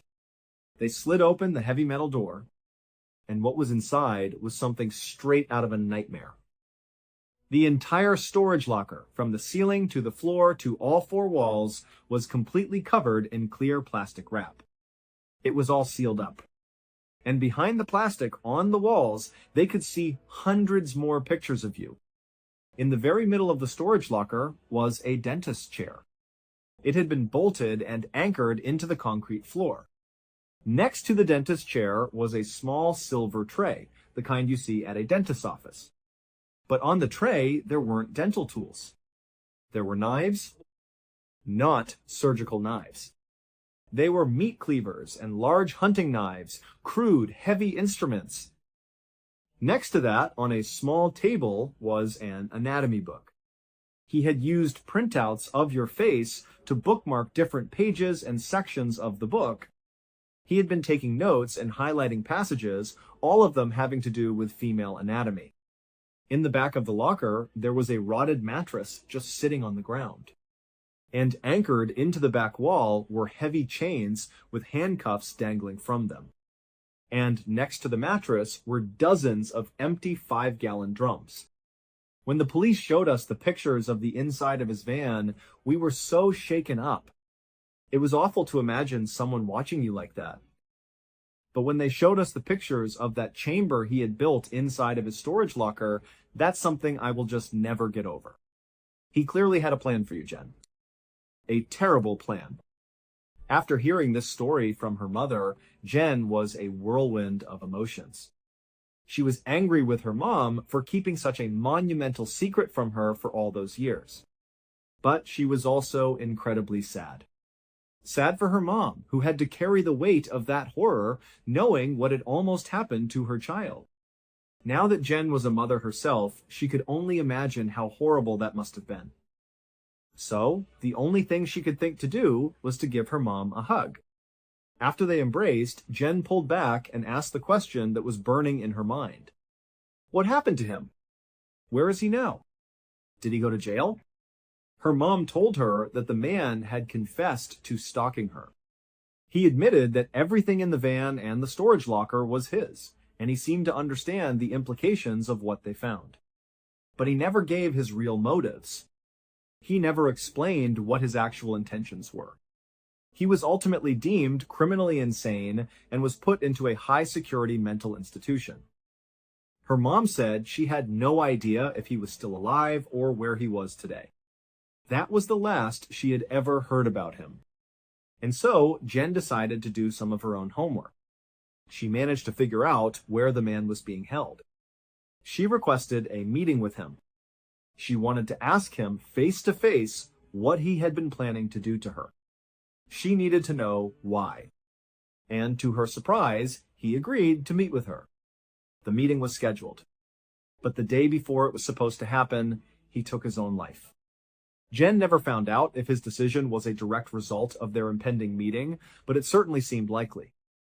And unfortunately, that's where the story ends. She never got any more answers. It will forever end with a big, haunting question mark. What was he going to do to her, and why? Thank you so much for watching. Let me know what you thought of today's episode in the comments. And remember, we have a whole playlist of true crime episodes ready for you to binge right now. Until next time. See ya! Every year, people disappear in the forests of North America under circumstances so strange that even experienced investigators struggle to explain them.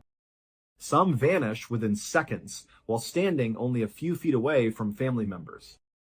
Others are later found miles away in places they should never have been able to reach on their own. And some are never found at all. In many of these cases, there are no tracks, no signs of struggle, and no evidence pointing to what actually happened. Just impossible timelines, bizarre details, and witnesses left with the overwhelming feeling that something deeply wrong occurred in those woods. Tonight, we're looking at 3 real cases that continue to disturb investigators decades later. Cases involving missing children, unexplained movements through dangerous terrain, strange animal behavior, and one discovery so unsettling that even the man who found it believed something had led him there. The first case happened in Maryland in 1941. On the 21st of May 1941, a young mother named Betty Albright was feeling the kind of exhaustion that only parents of a toddler can truly understand. Her son, 3-year-old Eldridge, was a bundle of endless energy, and Betty just needed a moment to herself, a moment to recharge. So, she came up with a simple plan. She packed up her son and drove to her own mother's house in the quiet, rural area of Woodstock, Maryland. The plan was for her mother, Eldridge's granny, to watch him for the afternoon so Betty could get some much-needed sleep. They pulled up to the house around 1:30 in the afternoon. Betty went inside, gave her son a kiss, handed him over to her mom, and went straight upstairs to a quiet bedroom to lie down. For little Eldridge, a trip to his granny's house was a huge adventure. Her backyard was a paradise for a 3-year-old boy. If you stood on her back porch, you'd be looking out at a massive, open, grassy area about 250 meters of pure running room. This huge lawn ran all the way up to the edge of a dense, dark forest. And right in the middle of the property, directly in line with the back porch, there was a small 3-meter gap in the tree line. If you walked through that gap, it led you down into a shallow creek bed. Now, this creek was seasonal, meaning most of the time it was completely dry, just a sandy, rocky ditch. This was important because from the back porch, anyone standing in that creek bed, right in that gap, was in perfect, clear view. So, the rule was simple. Eldridge was allowed to play down there, but he couldn't go left or right, which would take him out of sight. So on this particular day, Eldridge and his grandmother stepped out onto the back porch. As soon as his feet hit the wooden planks, Eldridge was off. He spotted the gap in the trees and made a beeline for it, running across the huge yard with his grandmother's 3 dogs happily chasing after him. His grandmother watched him go, a smile on her face. She was getting on in years and just didn't have the energy to make the long walk all the way down to the creek bed herself. So she decided she'd just sit on the porch, keep a close eye on Eldridge, and maybe read a bit from a book she had. She watched her grandson, a tiny figure in the distance, reach the break in the trees and then hop down into the dry creek bed. She could see him clearly, goofing around with the dogs, picking up little rocks and throwing them, just having the time of his life. For the next 5 or 10 minutes, she just sat there, watching him play, feeling content and at ease. At some point, she picked up the book she'd set next to her chair and started to read. She'd read a few lines, then look up, check on Eldridge, see him still playing right where he was supposed to be, and then look back down at her book. It was a peaceful, ordinary afternoon. At about 2 o'clock, she was looking down at her book when she heard her grandson's voice cut through the quiet air. He yelled out for help. Now, any parent or grandparent knows that 3-year-olds can yell for help for any number of reasons. Maybe they dropped a toy, or maybe they saw a funny-looking bug. It's not always a real emergency, but it's the tone of their voice that tells you everything. And the grandmother would later say that the way Eldridge yelled, it sounded like a real emergency. It had a sharp edge of panic to it. Immediately, she looked up from her book. Just a minute before, she had seen him playing in the creek bed, right in that gap in the trees. But now, when she looked, he was gone. And so were the dogs. The space was completely empty. A jolt of alarm went through her. She jumped out of her seat, hurried down the porch steps, and started walking quickly across the yard, calling his name. She was about halfway across the huge lawn when she heard it again. Eldridge yelled for help a second time. But this time, his voice was different. It sounded much farther away, as if it was coming from deep inside the forest, far from where she had last heard him. It gave her the chilling impression that he had moved a great distance in just a matter of moments. Something was terribly, terribly wrong. Her heart started pounding in her chest. The feeling triggered a primal fear inside of her, and she broke into a full run, sprinting towards the creek bed. She was scanning the tree line, but there was still no sign of Eldridge, no sign of any of the dogs. She was getting close now, maybe 10 meters away from the break in the trees, when she heard her grandson's voice for a third and final time. It was so faint this time, barely audible, coming from way, way off in the woods. He cried out for help, but as he was yelling, the sound was suddenly cut off, as if someone had clamped a hand over his mouth mid-yell. It was a stifled, choked-off sound that made her blood run cold. She burst through the gap in the trees and scrambled down into the creek bed. She stopped and looked out in front of her. Nothing. Just the dense, silent forest. She spun to her right, looking down the creek bed. Nothing. Then she looked to her left. And that's when she saw one of her dogs. It was standing about 10 meters away, frozen in place, its back facing her. The dog was positioned in a way that it was clearly staring intently at something deeper in the woods. Thinking it must have found Eldridge, she ran down to the dog. But when she got there, she saw there was nothing beyond it. No little boy, no other dogs. The dog itself was just rooted to the spot. Its hair was standing on end, and a low, menacing growl was coming from its throat. It kept taking these tiny, hesitant steps backward, as if it was terrified of whatever it was looking at. The grandmother looked up, trying to see what the dog was so focused on, but she couldn't see anything at all. It was just the forest. At that moment, she felt a sickening certainty wash over her. Someone had taken Eldridge. Someone had abducted him right out of the creek bed. She turned and tried to pull the dog back with her to get it to come to the house, but the dog wouldn't budge. It was completely fixated. So she left it there and ran as fast as she could back to the house to wake up Betty. The two of them, panicked and frantic, came running back down to the creek bed. The dog was still there in the exact same spot, still growling, still staring in the same direction, as if whatever it was seeing hadn't moved an inch. They yelled Eldridge's name for a few more minutes, their voices swallowed by the woods. The grandmother told her daughter, "I think he's been taken. We have to call the police." Finally, Betty agreed. They managed to coax the terrified dog away from its spot, and they all ran back to the house and called the authorities. Not long after, the state police showed up, and they arrived with a huge group of searchers. They went straight down to the creek bed, where the grandmother pointed them in the direction the dog had been staring, to the left. It was also the same direction she had heard Eldridge's cries coming from. Very quickly, the police made a discovery. About 50 meters down on the left side of the creek bed, they found some of Eldridge's footprints in a patch of soft sand at the edge of the creek. The prints showed him walking away from the area he was supposed to stay in. But here's where it got strange. The footprints showed him walking for maybe 20 or 30 meters, and then, inexplicably, the prints just stopped. They just ended, right there in the middle of the sand. It wasn't like he had stepped onto grass or rocks. If he had gone forward, backward, left, or right, he would have left more prints in the sand. But there were none. It was as if he had been lifted straight up into the air. This immediately made police think of a kidnapping. This must have been the spot where someone picked him up. But they scoured the area and found no other footprints. No sign of an adult, no sign of a struggle. For the rest of that day, and all through the night, they found nothing else.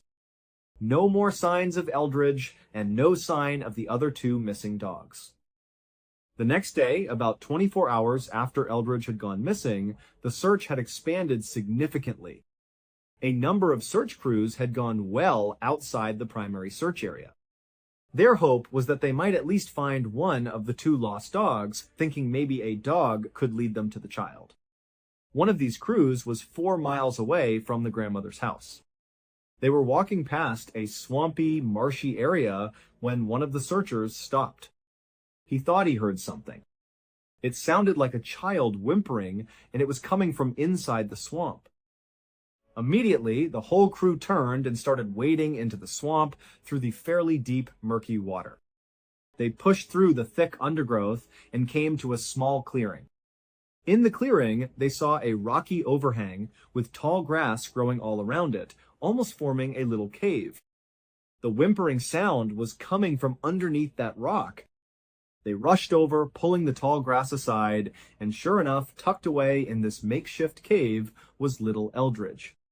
He was lying on a perfectly constructed bed of leaves. It looked exactly like an animal's den. It was so well made that either Eldridge had stumbled upon an animal's den and crawled inside, or he had somehow built this beautiful, intricate bed of leaves himself. When they found him, he was fast asleep, and the whimpering sound was something he was making in his sleep. As they got closer, he slowly woke up. He sat up, looking very groggy and confused. All of his clothes were torn and tattered, and he wasn't wearing any shoes. But other than that, he seemed to be okay. He was just very, very confused. The searchers scooped him up and carried him all the way back to the search headquarters. He was reunited with his mother and his grandmother, and everyone was just overcome with relief that he was alive. But at the same time, everyone was thinking the same thing. How on earth did a 3-year-old get 4 miles away in the middle of a swamp all by himself? After a doctor checked him over and confirmed he was fine, aside from some scratches and bruises, the police sat down with Eldridge, along with his mother and grandmother, and they gently tried to ask him what had happened. But it was no use. Eldridge seemed to have no idea that anything had happened at all. He didn't even seem to know he had been gone for 24 hours, lost in the woods. It was as if the entire event had been completely erased from his memory, like a total blackout. Because Eldridge was found alive and basically unharmed, the police didn't continue to investigate the case. And so, we're left with so many questions. We don't know what caused him to suddenly start yelling for help, his voice drifting farther and farther into the woods. We don't know what that dog saw in the creek bed that terrified it so much it refused to move. And we still don't know how a 3-year-old boy could have traveled 4 miles through dense forest and multiple swamps only to end up sleeping in a perfect den in another swamp.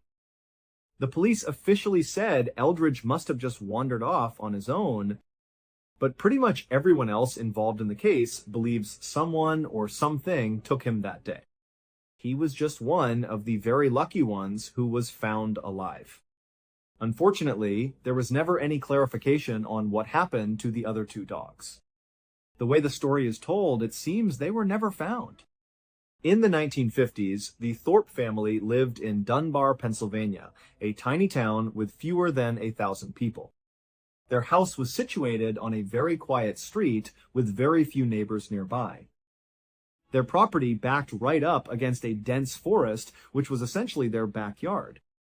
Their daughter, a 2-year-old girl named Anna, loved to play in the yard. But she had a strict rule she had to follow. She had to stay on the grassy part of the backyard and was absolutely forbidden from going into the forest. This was because the woods were known to be infested with snakes, and Anna was absolutely terrified of them. So she was more than happy to stay on the grass where it was safe. On the 5th of May, 1950, Anna was playing in that grassy section of her backyard. Her mother was inside, in the kitchen, but she was watching her daughter through the back window. For just a moment, her mother looked down to attend to something on the stove. And in that split second, she heard her daughter let out a piercing scream. She looked back up, and Anna was gone. The yard was empty. She immediately bolted out the back door, yelling for her daughter, her eyes scanning the entire yard. Anna was nowhere in sight. Her mother knew with a sinking feeling that she must have gone into the forest. And her first thought was a snake. She must have been bitten by a snake, and now she's lying on the ground somewhere, hurt, and that's why I can't see her. So she ran into the forest, screaming Anna's name over and over, her voice cracking with panic. But she got no response. The woods were silent. She was starting to panic, her mind racing with terrible possibilities. All of her yelling got the attention of her 2 older sons who were inside the house. They came running outside to see what was wrong, and they immediately joined the search, fanning out into the woods, calling for their little sister. But she was just gone.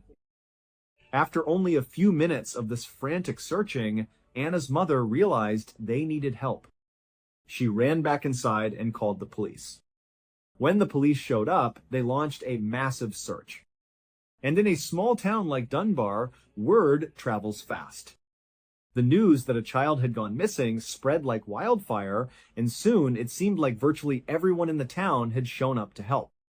They formed search parties and combed through the entire forest behind the Thorpe's property, looking under every bush, behind every tree. But there was just no sign of Anna. After the first 24 hours had passed without a single clue, the search organizers made a decision. They needed to expand the search area. They went from a 1-mile radius around the house to a 3-mile radius, and it was a good thing they did. Within just a few hours of making that change, a search crew that was 3 full miles away from where Anna had gone missing found her. And she was alive. She was lying underneath a blackberry bush. All she had on was a single shoe. And right next to her on the ground was a neat little pile of her clothes. When the searchers approached her, she seemed to be completely okay. They gently picked her up and carried her all the way back to the search headquarters, where she was finally reunited with her parents. A doctor examined her and was stunned. He said there were no signs that she had been attacked. In fact, there were no signs of any wear and tear on her at all. No cuts, no scratches, no bruises. The doctor said it didn't even look like she had been outside for the past 24 hours. When Anna was asked about what had happened to her, she couldn't give any meaningful answers. She was only 2 years old, after all. But the reason this case is so baffling, the reason it stands out, is not just because she vanished from her own backyard and was found 3 miles away. It's because of where she was found. For her to have been in that exact spot under that blackberry bush, the only way, the absolute only way for her to have gotten there was if she had crossed 10 separate barbed wire fences.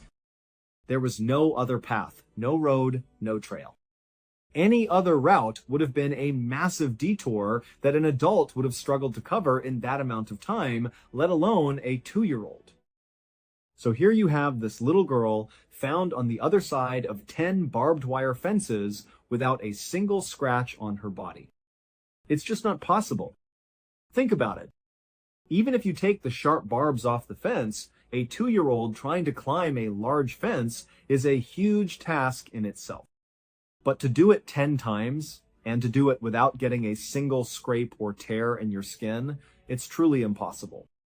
An article in the LA Times from May 7th said the police were completely baffled by this 10-fence dilemma. They stated that the only way it could possibly make sense is if she had been abducted by someone, carried over the fences, and then dumped there. But in the same breath, the police also repeatedly said there was no evidence at all to suggest she had been abducted, attacked, or harmed in any way. It was a complete contradiction. The location where she was found simply did not add up with her physical condition. Ultimately, the police had to release an official statement. They concluded that it must have been an accident, that 2-year-old Anna had somehow, against all odds, managed to just walk her way past all these fences and was found where she was. And that everyone should just be thankful that she was alive. But there was an interesting detail. The police confiscated her clothing, the little pile they found next to her, and they refused to give it back to her parents. This strongly indicated that they were continuing to investigate even though the child had been found. But unfortunately, the police never revealed if they ever discovered anything else about this case. And just like in the Eldridge case, Anna's parents were so relieved to have their daughter back alive and unharmed that they didn't press the authorities for more information. Now, Anna's case might seem like some bizarre 1-in-a-million anomaly, but this was not the first time something like this had happened in this small area of Pennsylvania. Just 2 years earlier, and less than 10 miles away from where Anna went missing, another 2-year-old named Ronald Collier also vanished in the same stretch of woods. His mother had been sitting with him on their back porch, which also overlooked that same forest. At some point, his mother went inside for a moment, leaving Ronald sitting on one of the porch chairs. She estimated that she was inside for maybe 10 or 15 seconds at the most. When she came back out, Ronald was gone. The police and the community once again came out in force. They combed through the woods, but they couldn't find any sign of Ronald. In this case, the police became very frustrated with Ronald's parents. They felt like the timeline just didn't make sense. How could a child completely disappear without a trace in just 15 seconds? They started to suspect that the parents must have had something to do with it. So the police made Ronald's parents take polygraph tests. Both of his parents passed every single one. The search for Ronald continued for several weeks, but tragically, it was eventually called off. They never found him. Many people in the area believed that someone or something, like a bear or another large animal, had been lurking in the tree line, watching Ronald. And as soon as his mother went inside, it ran up, snatched the child, and disappeared back into the woods with him. The police, however, said there was no evidence to back up a kidnapping or an animal attack. They claimed it was far more likely that Ronald just got up and walked away on his own and got lost. But then, 2 years later, when Anna's case happened, the similarities were just too striking for the locals to ignore. People started saying that it looked like Anna had been abducted and then placed where she was eventually found. And so, it was probably the same person or the same thing that took Ronald. Anna was just lucky enough to have been let go. Now, this theory of a mystery predator is just that, a theory. But it does seem a lot more plausible than a 2-year-old boy getting up and running into oblivion in 15 seconds, never to be seen again. And it seems more plausible than a 2-year-old girl scaling 10 barbed wire fences in 24 hours without getting a single scratch on her body. Unfortunately, though, we'll probably never know the truth. In September of 2004, a 49-year-old man named Robert Springfield, along with his 2 teenage sons, left their home in Wyoming. They were headed for the Bighorn Mountains in Montana for a hunting trip. Their plan was to do some elk hunting on the Crow Reservation, which is the homeland of the Crow tribe. Robert and his family were members of the Crow tribe, so they had the right to hunt on that land. The specific spot they were going to be hunting in was called Black Canyon, a particularly steep, rugged, and challenging area. But Robert was more than equipped to handle this kind of environment. He had previously served in the United States Marine Corps in their elite special operations unit. This meant he had received a very high level of outdoor survival training. He was perfectly suited for living and operating in the mountains. And Robert's sons had apparently learned a lot from their father. They were very competent and experienced outdoorsmen as well. They arrived at the reservation on September 19th and immediately headed out to do some bow and arrow hunting. Their plan for the day was this. The two boys would break off from their father and head over to the edge of the canyon. They would then try to drive any elk they found down into the valley where their dad would be waiting to take a shot at them. But as the day went on, late into the afternoon, the two teenage boys hadn't seen a single elk. The sun was starting to get low in the sky, and they knew it was time to head back to the prearranged meeting spot. So they packed up their gear and started walking. The boys made it back to the meeting area, but their father Robert wasn't there. So they sat down on some rocks and began to wait. An hour went by. Then 2 hours. Then 3. Still, there was no sign of their dad. They had no way to get in touch with him. There was no cell phone service this deep in the mountains. They started to think through the possibilities.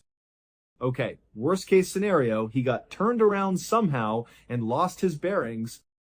He'll have to spend the night out in the cold. But he was wearing warm winter clothes, and he knew exactly what he was doing. He knew how to build a shelter, how to find water. He would be fine. But as the sun finally set and darkness began to fall, the boys knew they had to make a decision. They finally left the meeting spot to go and tell the authorities that their dad was lost somewhere in Black Canyon. But even then, it wasn't really registering for them that this could be a life-threatening situation. To them, their dad was a Superman figure. He was invincible. The idea that something really bad could have happened to him just didn't cross their minds. Authorities launched a search that very night. This included using helicopters equipped with thermal imagers, which did low flyovers of the entire Black Canyon area. Thermal imagers work by picking up heat signatures. Any living person gives off a heat signature, so at night, if you were flying over a canyon where there's virtually nothing else around, a person would stand out like a bright shining light. But that night, the helicopters flew back and forth over Black Canyon, and their thermal imagers never picked up anything that looked like Robert. The authorities weren't too worried yet. They said, this guy is a trained former special operator. He probably went and found shelter for the night. He could be inside a cave, or maybe he made himself a shelter out of tree branches, and it's obscuring him from the thermal imager. We'll just have to look for him on the ground tomorrow. But the next day came and went with no sign of him. Despite bringing out hundreds of searchers, bloodhounds, people on horseback, and more helicopters and planes flying overhead, there was absolutely no sign of Robert. After several weeks of this intensive searching with no clues, no tracks, no sign of him at all, they ultimately had to call it off. The family was obviously crushed. But more than that, they were just completely dumbfounded. The idea that something bad had happened to the invincible Robert Springfield, it just didn't add up for them. So after the official search was terminated, they continued to make their own trips into Black Canyon, looking for their father, their husband. But unfortunately, just like all the professional searchers, they never found any trace of him. And eventually, they had to accept that he was gone. 1 year later, in October of 2005, a hunter was in Black Canyon. He didn't know anything about Robert Springfield or the fact that he had disappeared in this same area. This hunter was walking through a really dense section of the forest. He was all alone, an experienced hunter, and he wasn't following any path. He was just kind of kaying his way through the woods, and he started to hear what sounded like a crow screeching. At first, it didn't really register with him. It was just a normal sound of the forest. It was only later, in retrospect, that he recalled this strange sequence of events. As he kept walking, the screeching got louder and more intense, to the point where he just couldn't ignore it anymore. It was insistent. So he stopped walking and turned to listen to this screeching crow, which he still couldn't see through the dense trees. But he could tell it was coming from a general direction off to his side. This hunter would later say that as soon as he stopped and turned and began to actively listen to this crow, he had a very weird sensation. He felt like the crow was trying to actively communicate with him. It was a very strange, unsettling experience. He'd never had anything like it in his entire hunting career, and he had spent a lot of time outdoors. He felt like he had to go over and see what was going on with this crow. So he started walking towards the sound of it. He still couldn't see it. The vegetation was just too thick. He was getting closer and closer, and he finally got to a place where he could just barely see the crow. It was in a small clearing. In the middle of the clearing was a large, broken tree stump. It wasn't short, it was maybe 6, 7, or 8 feet high. It looked like a big tree had broken in the middle and fallen over. And this crow was sitting right on top of this gnarled stump, and it was just incessantly screeching. From his position, the hunter could see the crow, and he was kind of just staring at it, trying to figure out what was going on. As the hunter was looking at the crow suddenly stopped screeching, turned its head, and looked directly at the hunter. It was as if it recognized that the hunter could now see it. And it just sat there, in complete silence, staring directly at the hunter. The hunter would say he felt so unsettled by this sudden change in the crow's behavior. It was almost like it was confirming his weird feeling that the crow had been looking for him, and now that it had found him, it had stopped calling. The bird continued to stare silently at the hunter, to the point where the hunter felt compelled to walk out of the thick vegetation and into the clearing to kind of confront the bird. So he stepped out into the clearing. The whole time, the crow wasn't making a sound, just watching him. The hunter stood there in the clearing, and he looked up at the crow on the stump. And the crow suddenly looked straight down. The hunter followed the crow's gaze down to the ground at the base of the tree. And there he saw a human skull. The hunter was so taken aback by this, so shocked, that he looked back up at the crow, who was now looking at him again. The whole situation was so bizarre and terrifying to this hunter that he just made a mental note of where he was, turned around, and ran. As soon as the hunter got out of the woods and was back in an area with cell phone reception, he called the authorities. The authorities showed up, and he showed them on a map where he had discovered the crow and the skull next to the tree. And sure enough, the authorities made their way out to that spot, and they found the skull right there under the tree. The crow, at this point, was gone.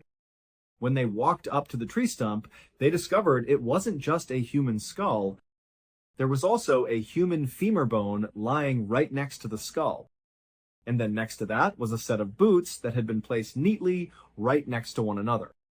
And then next to the boots was a belt that had been tightly wound up and placed next to them. And next to that was a jacket that wasn't folded but was balled up. And inside of the jacket was a wallet containing cash and Robert Springfield's ID cards. The authorities launched a search in that immediate area to look for the rest of Robert's remains, but unfortunately, they were never recovered. Also, his bow and arrows were never found. The FBI was brought into the case because foul play was suspected. They eventually determined that Robert must have been shot. But then they later recanted that statement and said that actually he was hit by a falling tree. But that theory makes no sense. If he was struck by a tree, then where is the rest of him? Wouldn't his body have been in that area? And why were all of his things so neatly stacked? He certainly wouldn't have done that after getting hit by a tree. So who neatly stacked his things? And where are his bow and arrows? But despite how improbable it sounds, that is the official theory, that he was hit by a falling tree. The family, along with many other people, believe he was attacked by someone or something up in those mountains. But if he had been attacked, his sons probably would have heard the struggle. They were in an area where sound carried really, really well.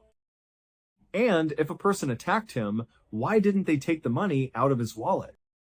And here's the biggest question of all.